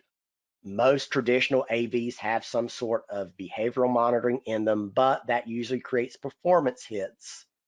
And if you have older systems, that means, well, we're causing performance hits. Well, performance isn't that good. End users complain. Okay, we turn it off. Performance goes back up, but you just got rid of one of your significant protections. So if you're using regular AV, behavioral monitoring needs to be enabled. And if that causes problems on a particular endpoint, you need to explore updating that endpoint, SFC, check now, upgrading it, replacing it, whatever. But the answer should not be, let me just turn off one of the most significant protections that the system has against malware. And also system and data backups. Even the best defenses will be defeated one day. Make sure those are in place, but also make sure you're having a conversation with the clients about what the RTO and RPO requirements of their environment is going to be. Don't be afraid of doing full system backups. One of the worst things that you can do as an MSP is avoid the honest conversation of what it's going to look like for a client if you have to restore something from backup. Because if you have a client that says, well, we can't afford to buy full backup for everything, we just want to, optimize our budget and only back up mission critical data. Okay, that is perfectly fine to take that approach. There's nothing, there's not a reason why you can't do that. But if you are going to do that, well, you need to understand the implications of that. If I'm only backing up your mission critical data on your servers, well, let's talk about what happens if 4 of your computers get hit with ransomware and they get taken out. We'll say it's 4 computers and 1 server. Well, since we were only backing up mission critical data, we now have to, well, first we got to figure out, well, are we reloading these computers? Are we restoring these from a golden image somewhere? Or are we taking this as an opportunity to buy new systems, put them in place, and harden them? And then after that, then the next is, well, we've got those computers there, but we got to reinstall your software. We got to reconfigure it for your environments. Do you have all your software available? Where's your copy of your proprietary line of business software that's on a CD?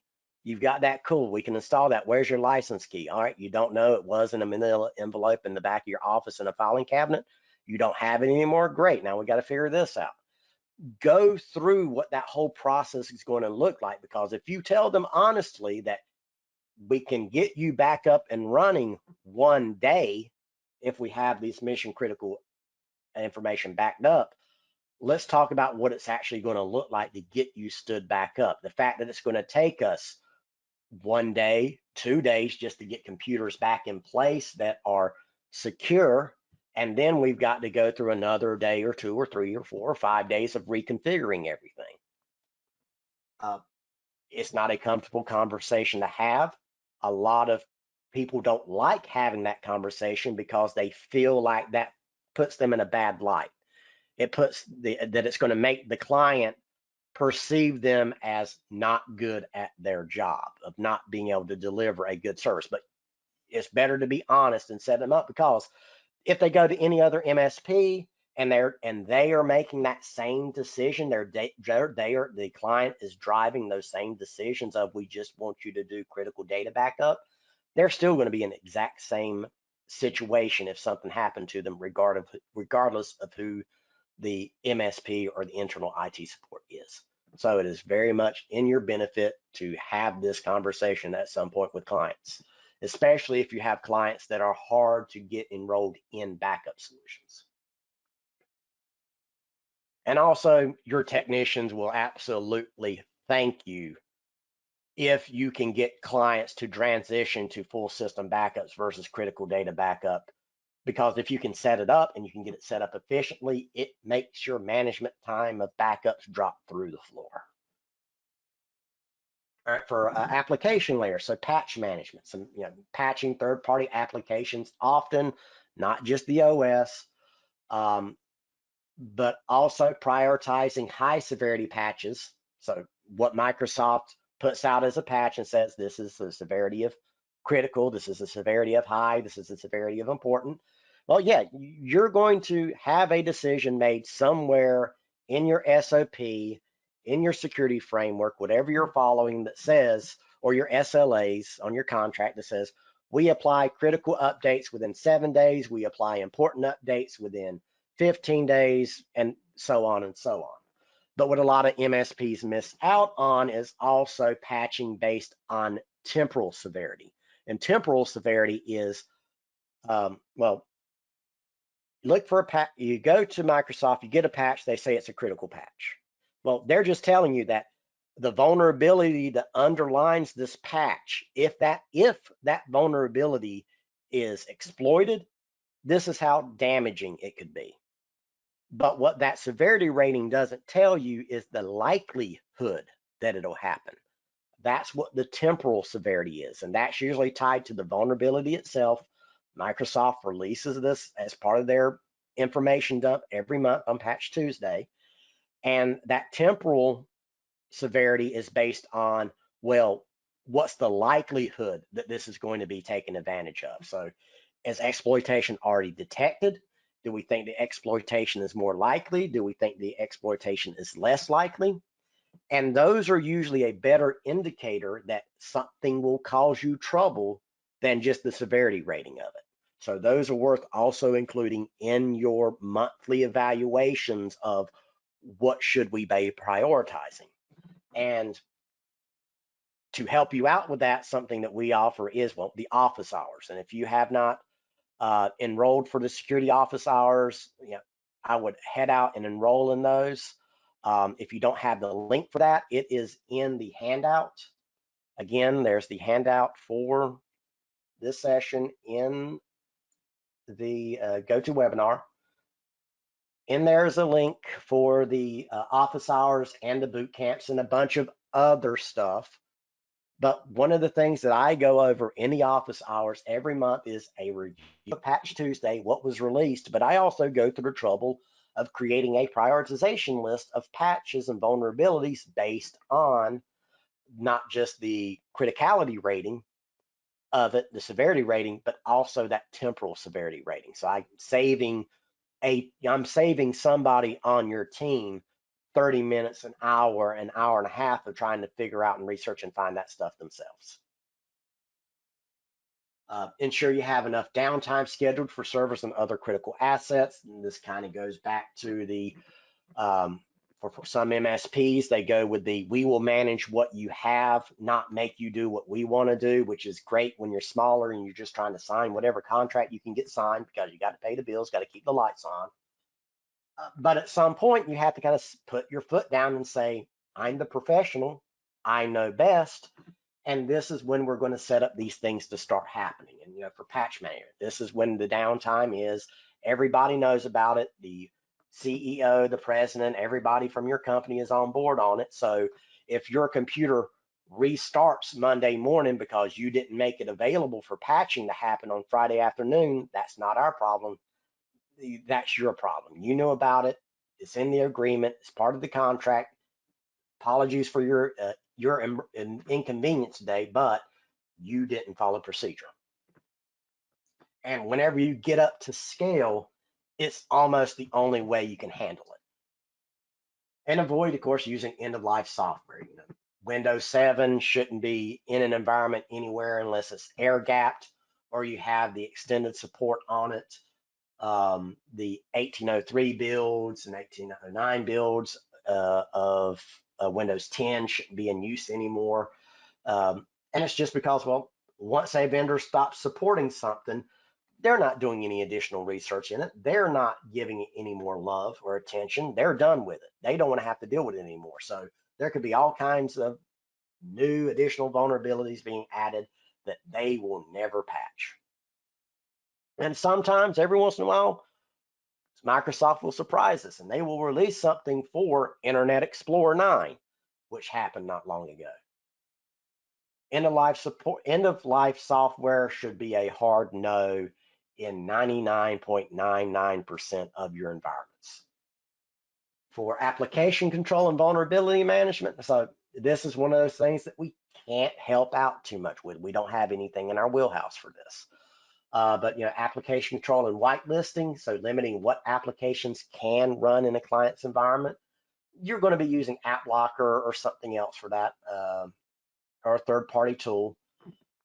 This is not a you set it up and you walk away thing, in the sense that you're going to have to ask a lot of questions. You're going to have to work hand in hand with the client to figure out exactly what they do need access to for all of their employees to do what, to perform their work duties.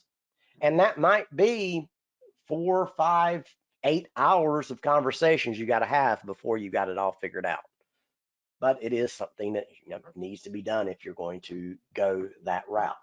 And vulnerability management, practice what you're preaching. Make sure you're doing patching on internal systems. You're giving it the due diligence just as if it was your client's environment.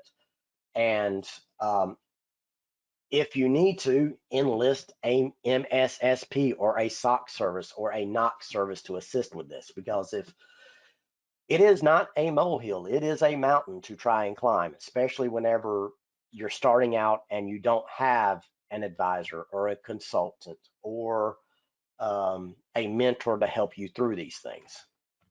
So don't feel like don't let imposter syndrome creep in. Don't feel like you're being inadequate by saying, no, we do not have the capability of doing this. Realize it and go obtain that skill some other way rather than just trying to learn it yourself, because technicians, engineers, we're very motivated individuals. We like to figure things out, and we pride ourselves on the fact that you can put a problem in front of us and with no additional information, we can figure it out eventually. But that's the problem. Business is all about time is money, and the efficiencies that you can gain and the time to market you can gain is worth more than, well, the ego boost you can get off of figuring it out yourself. So it's a good skill. It's very desirable in technicians and engineers and developers, but you've got to rein that impulse in and make sure that it's not creeping into business decisions. Password management, multi-factor authentication, and user training on the people level. So, complex passwords and password managers, make sure there's something in place. Identity is part of the new perimeter, because people are, end users are accessing stuff on more than just the computer at work. They have their personal computer too. They have their mobile devices. They have the cloud service they're using. There's just everything everywhere. You need to have some kind of a way of making sure best practices are being put in place, because you cannot rely on an end user to say, yes, I am doing that. You need something to make it convenient for them to induce them to perform this best practice. Multi-factor, everywhere you can. If it's got MFA, you need to turn it on. If it doesn't have MFA, then you have to, seriously consider, well, is it worth the security risk or not? Security awareness training, again, you can make this yourself, but there's 1,000,001 options out there that already exist at varying price points. The money you will spend buying a prepackaged solution is going to be much more beneficial to you than the money you could have saved by trying to do it yourself. All right, so and the network layer, again, these are things we can't really help out with too much. The endpoint firewalls and security appliances and perimeter defenses, we're not selling you any appliances or anything, so we can't help you there. Let's see, I got a question coming in. Okay, I'll get to those EDR questions here in a second. But with the network layer, we're not selling you any of the appliances, so you're on your own there. But what we can do is we can monitor through SNMP or an API through service monitors, 24/7 or daily safety checks. We can reach out, pull those devices, get certain metrics back out of them, and give you pass or fail based on whatever those metrics are. And log monitoring, that all your, yes, data consumption is a concern and storage and drive size, but if it's a server, logging should probably be enabled. Should you be purging that on a regular basis? Oh yeah, you'll have to figure out how often you want to purge it so you're not running out of space or it's not causing problems. But you need to also be monitoring, not just turning it on, but monitoring for specific events on those things. So like domain controller logs. You should probably be doing a weekly or a monthly audit of domain controller logs to look for things that are out of the ordinary. Somebody on your team needs the bandwidth and the time and the mission statement on their job description that says this is part of what you do. You need to go check domain controllers, and it's more than just domain controllers. There's a tons of things that this should probably be part of somebody's job description to go out and monitor and make sure it's being taken care of, because once it becomes their duty, they're going to figure out how to do it more efficiently. And then they'll be able to come back and say, well, you know what, why don't we do this other thing? Yes, we've got to buy this other tool, but instead of me spending 5 hours every week to do this, we can have an automated solution to do it. On the internet layer, external vulnerability scanning. This is something that anybody that's ever been through PCI DSS audits for any of their clients have been through. There's the approved scanning. There's the approved vendors that the PCI DSS auditors use. And they will come in and they will just do an external scan of your network, and they'll give you back this report that says, hey, we found these ports that are open, these services are behind them, and you need to shut them down, secure them, blah, blah, blah, whatever. Well, that's a relatively simple thing they're doing. They're just, and it's something you can reproduce yourself. Go check out Nmap. With Nmap, an open source tool, and a few commands, you can do an external audit of an environment and get that same kind of information back and make it actionable. Or a little bit too, if that's too steep of a skills gap for you, then you can partner with an MSSP to bring in that capability, or go to a vendor like RapidFire or anybody or Rapid Tools to come in and do it for you. Malicious URL filtering, implementing on endpoints when you can, because work from home is definitely a thing now that's going to be around it's not going away anytime soon. It's still going to be around, and you still need to be able to have some way of preventing access to malicious items at home.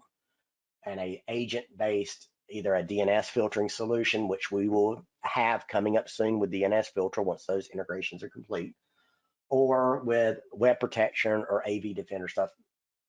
Even if you have, $40,000 worth of network security appliances in a client's environment, you still can't always rely on end users to log into the VPN, do what they're supposed to do for security's sake, and you need to be able to protect them no matter where they are. So that's the reason why, even if you're handling it with appliances, you still should be exploring where an agent-based web filter comes into play. And of course, advanced firewalling, and this is, whenever I say advanced firewalling, this is above and beyond just the, oh, we bought a sonic wall, installed it, and that's it. You actually need to, have the updated license for it, to do SSL inspections, IDS, IPS functionality, DPI, deep packet inspection, all that. You have to go through those extra steps of configuration. And then email protection, anti-phishing filtering, so social engineering and website impersonations. They can fool trained end users. There's typo squatting for domains, so you could get something that says it's from John Smith at johnsmithcompany.com, yet it's the encoding for the letters is in some other coding, so it looks the same, but the computer reads it differently, and you get to a different website. And that's one that's almost impossible for anybody to detect. Also blocking inbound macros, scanning links within documents, blocking password protected archives and certain mail extensions. The FBI and DHS, Department of Homeland Security, put out a warning not many weeks ago, put out an advisory about business email compromise attacks and some of the common things they're doing. And one of the things they pointed out, and they took pains to point it out independently of everything else, was that password protected archives defeat email filtering solutions, and they do.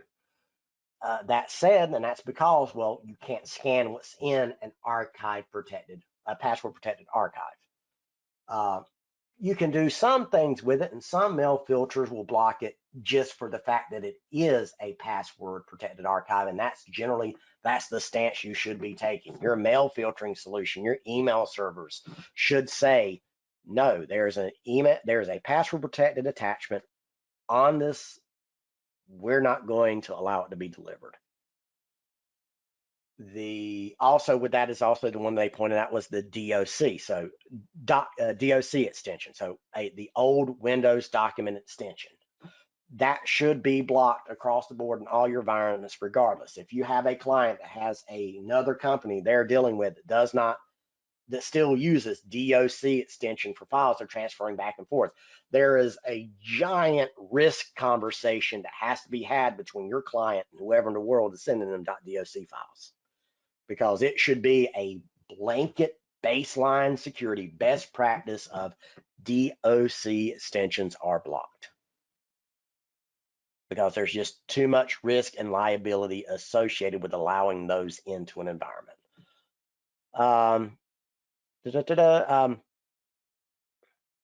Got some questions in here I'm reading on just to make sure I stay abreast of those and don't let them get too out of hand. I've got one EDR question that's pending. I'll still be answering today. There is also a question about the slides. So this entire presentation is going to be available later in the MSP Institute. So it'll be there under the boot camps. It will probably be a few days or a week before it's there, but it will eventually, all of this content will eventually be there in the MSP Institute. If you don't have access to the MSP Institute, or you're not familiar with it, it is, if you go to success.n-able.com, there is a login up here at the top, and then you'll see that we have the MSP Institute listed here.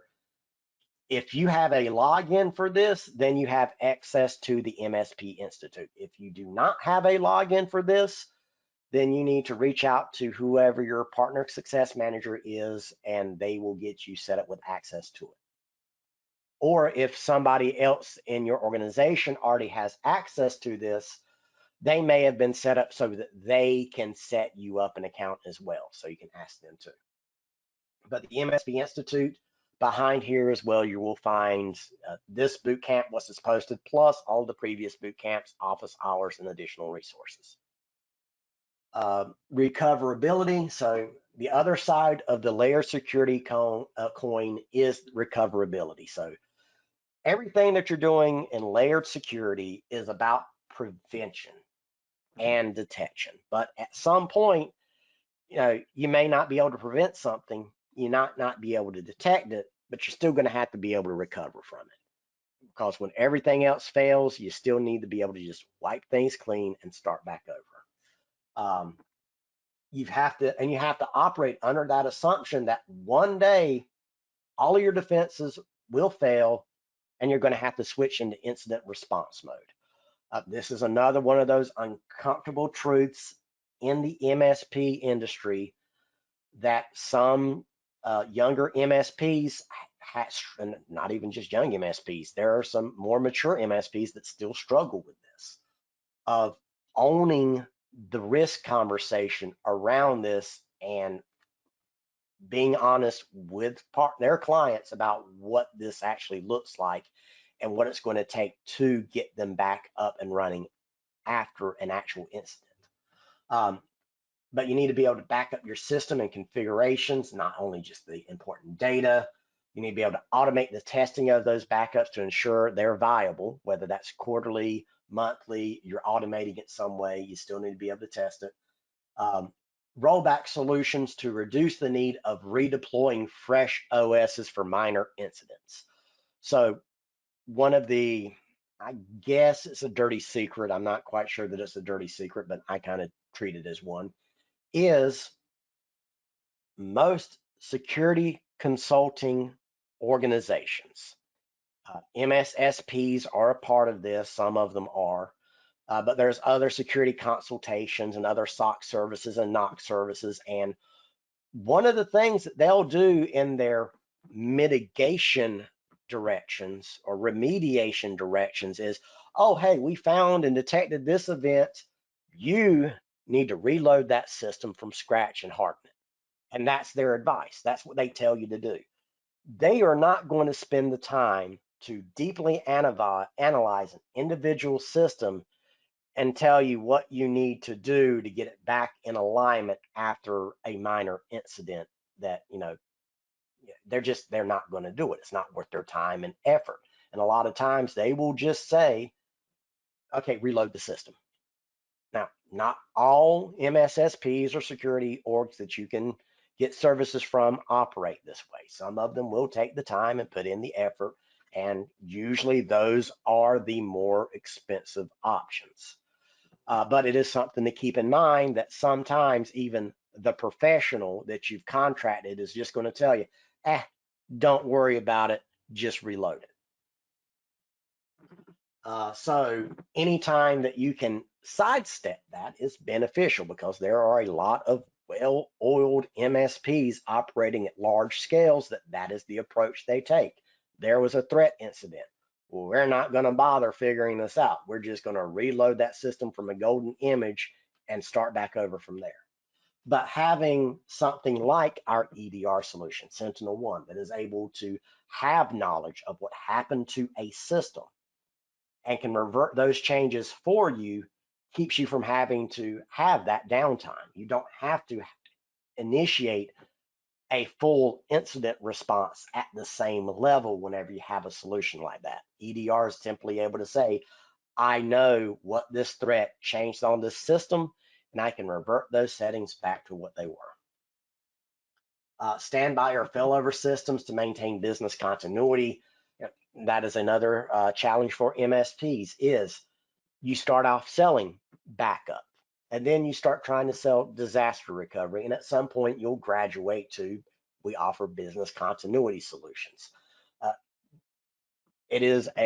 Sometimes it is a growing process, and it's something that you may languish with it for days or weeks or months or years, just offering data backup, but not making that next jump to business continuity services. So that is something that's worth investigating and researching, not just for it's something else that we can sell, but because of the efficiencies that gives you and your client. Being able to tell them that I can back up your mission critical data, and if something happens and half of your systems are affected, I can get you back up and running in 3 days. Versus something happens to your environment, half of your computers are affected, and I can use the remediation capabilities in our MDR or EDR to get you sorted out in 20 minutes.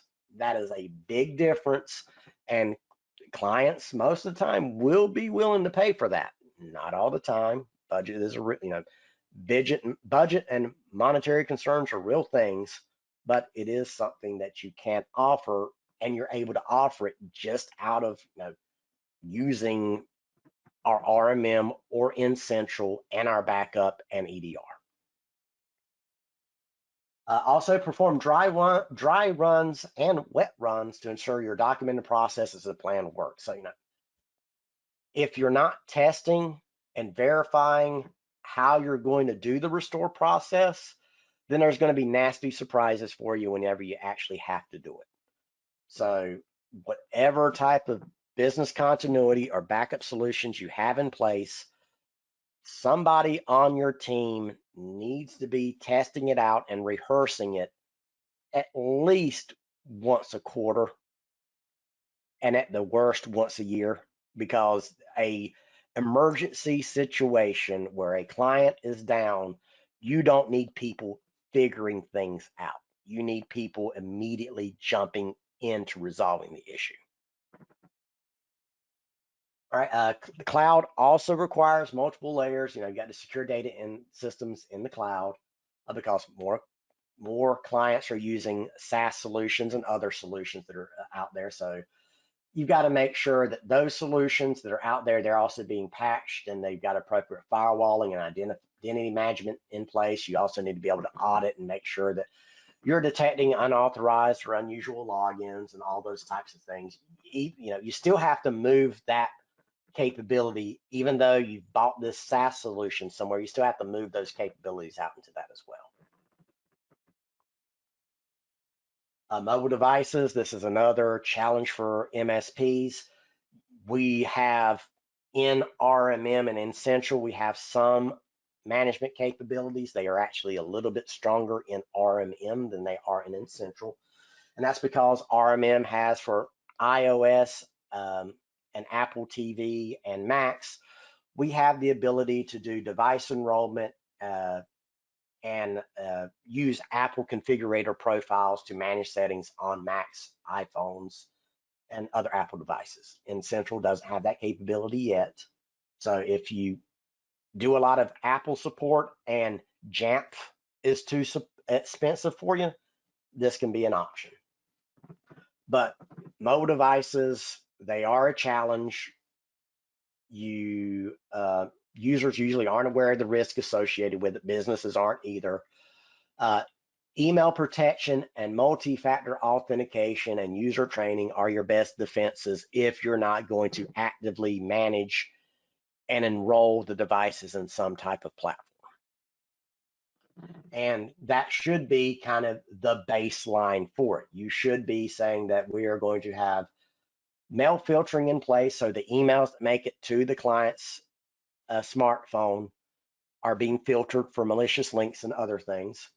We're going to have MFA set up so that anybody trying to access through the device is still going to require MFA, and also the user training, making sure that end users have good cybersecurity hygiene and other awareness training. And we're getting down here to the end, and just a few more things before we break the session. We're right here at the end. One of the things that I want everybody to take away, and this is for technicians, engineers, help desk, ops managers, business owners, whatever your title is, this is something that kind of it escapes reasoning sometimes. It's just one of those things. It's like, well, duh, whenever somebody explains it, but it's not necessarily something that you naturally arrive to sometimes, because depending on what level of the business you operate at, this might not be something you're exposed to. But vulnerabilities are always there. Someone just has to find them. Doesn't matter what the solution is, what the service is. Vulnerabilities exist in it from the time it is created.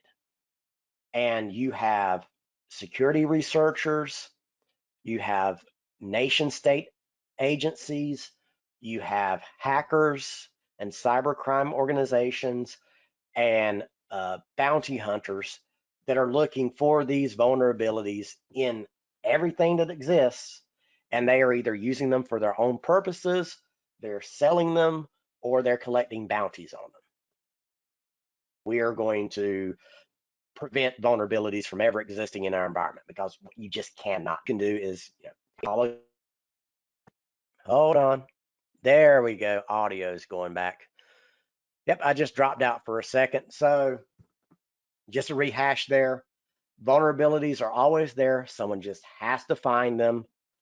Somebody is going to find those vulnerabilities, whether it's hackers, nation states, people looking for bounties. So yeah, you cannot avoid them. Vulnerabilities are always going to be there. The only thing you can do is put the reasonable controls in place that you need based on that agreement between you and your clients on what level of protection do you want. Now, there should be a baseline non-negotiable level of security you're putting in place as an MSP, because, well, you're entering into an agreement with a business to offload some of their risk to you. That's what the MSP relationship is. It's a lot of other things, but at the core, that's what it's about. They're saying, as a business, we want to offload the risk of our systems not working correctly, of them being insecure, of productivity not being high, of our integrations not working correctly. We want to offload all of that risk and the management of that risk to you in exchange for X amount of dollars per month. So you need to have a good handle on this, well, for sanity's sake, for the technicians that have to deal with this, but also to keep a control on it for your business, to make sure that you're not trying to deliver something that you can't at a price point that does not grow your business.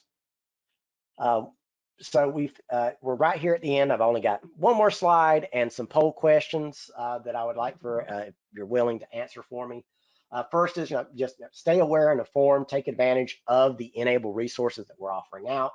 We've got the boot camps, we got the security office out, we got security and other blogs that are constantly going out. We've got the cookbook that's full of monitoring and automation scripts that you can use.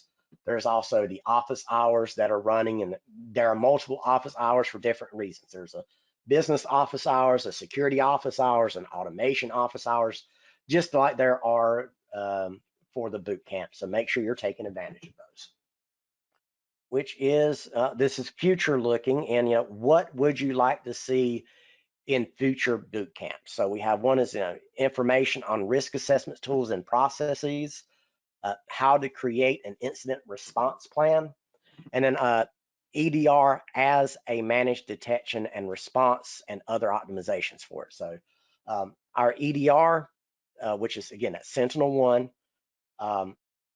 you can just use it as a better AV, or you can also use it as a managed detection and response solution. And that is a big buzzword in the MSP community right now. But you have the tool in EDR, just well, are you going to put the resources and time and effort into you being who offers the managed part of the detection and response, which is doable. It's something that we are looking at. Again, reason why I'm asking is it's on the short list for the next boot camps we're going to be doing. All right, we got about 70% of the vote in. I'm going to leave that up here for the last few seconds. It's been a pleasure. I'm pretty sure we got all of the questions that came into the chat answered throughout the session. If we didn't get into answering something that you wanted to know, again, there's the handout in the GoToWebinar panel. Grab that handout. There is my direct contact information down here on the bottom. Reach out however you prefer, and I can get those questions answered for you if I kind of skip them today. Also, I do stay pretty active out on Twitter and in Twitch, just for the sense of them. Twitter, that's almost where I'm always announcing when we're adding new items to the cookbook, or if there's something worthwhile knowing about on the security side of our products or anything. And also out on Twitch. If you ever catch me there, I'll be coding or doing something else there as well. Again, it's been a pleasure. Thank you everybody for taking the time to join us today. This boot camp should be in the MSP Institute here in a few days or a week.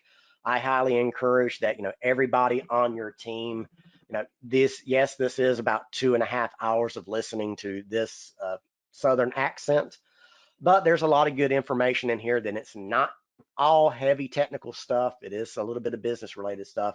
And if that's what you're more interested in, the business side of this conversation, make sure you're signing up for the business boot camps, but also the upcoming building to a cybersecurity framework boot camp, because that is going to be half and half technical and half business. So again, been a pleasure, everybody. Have a good afternoon.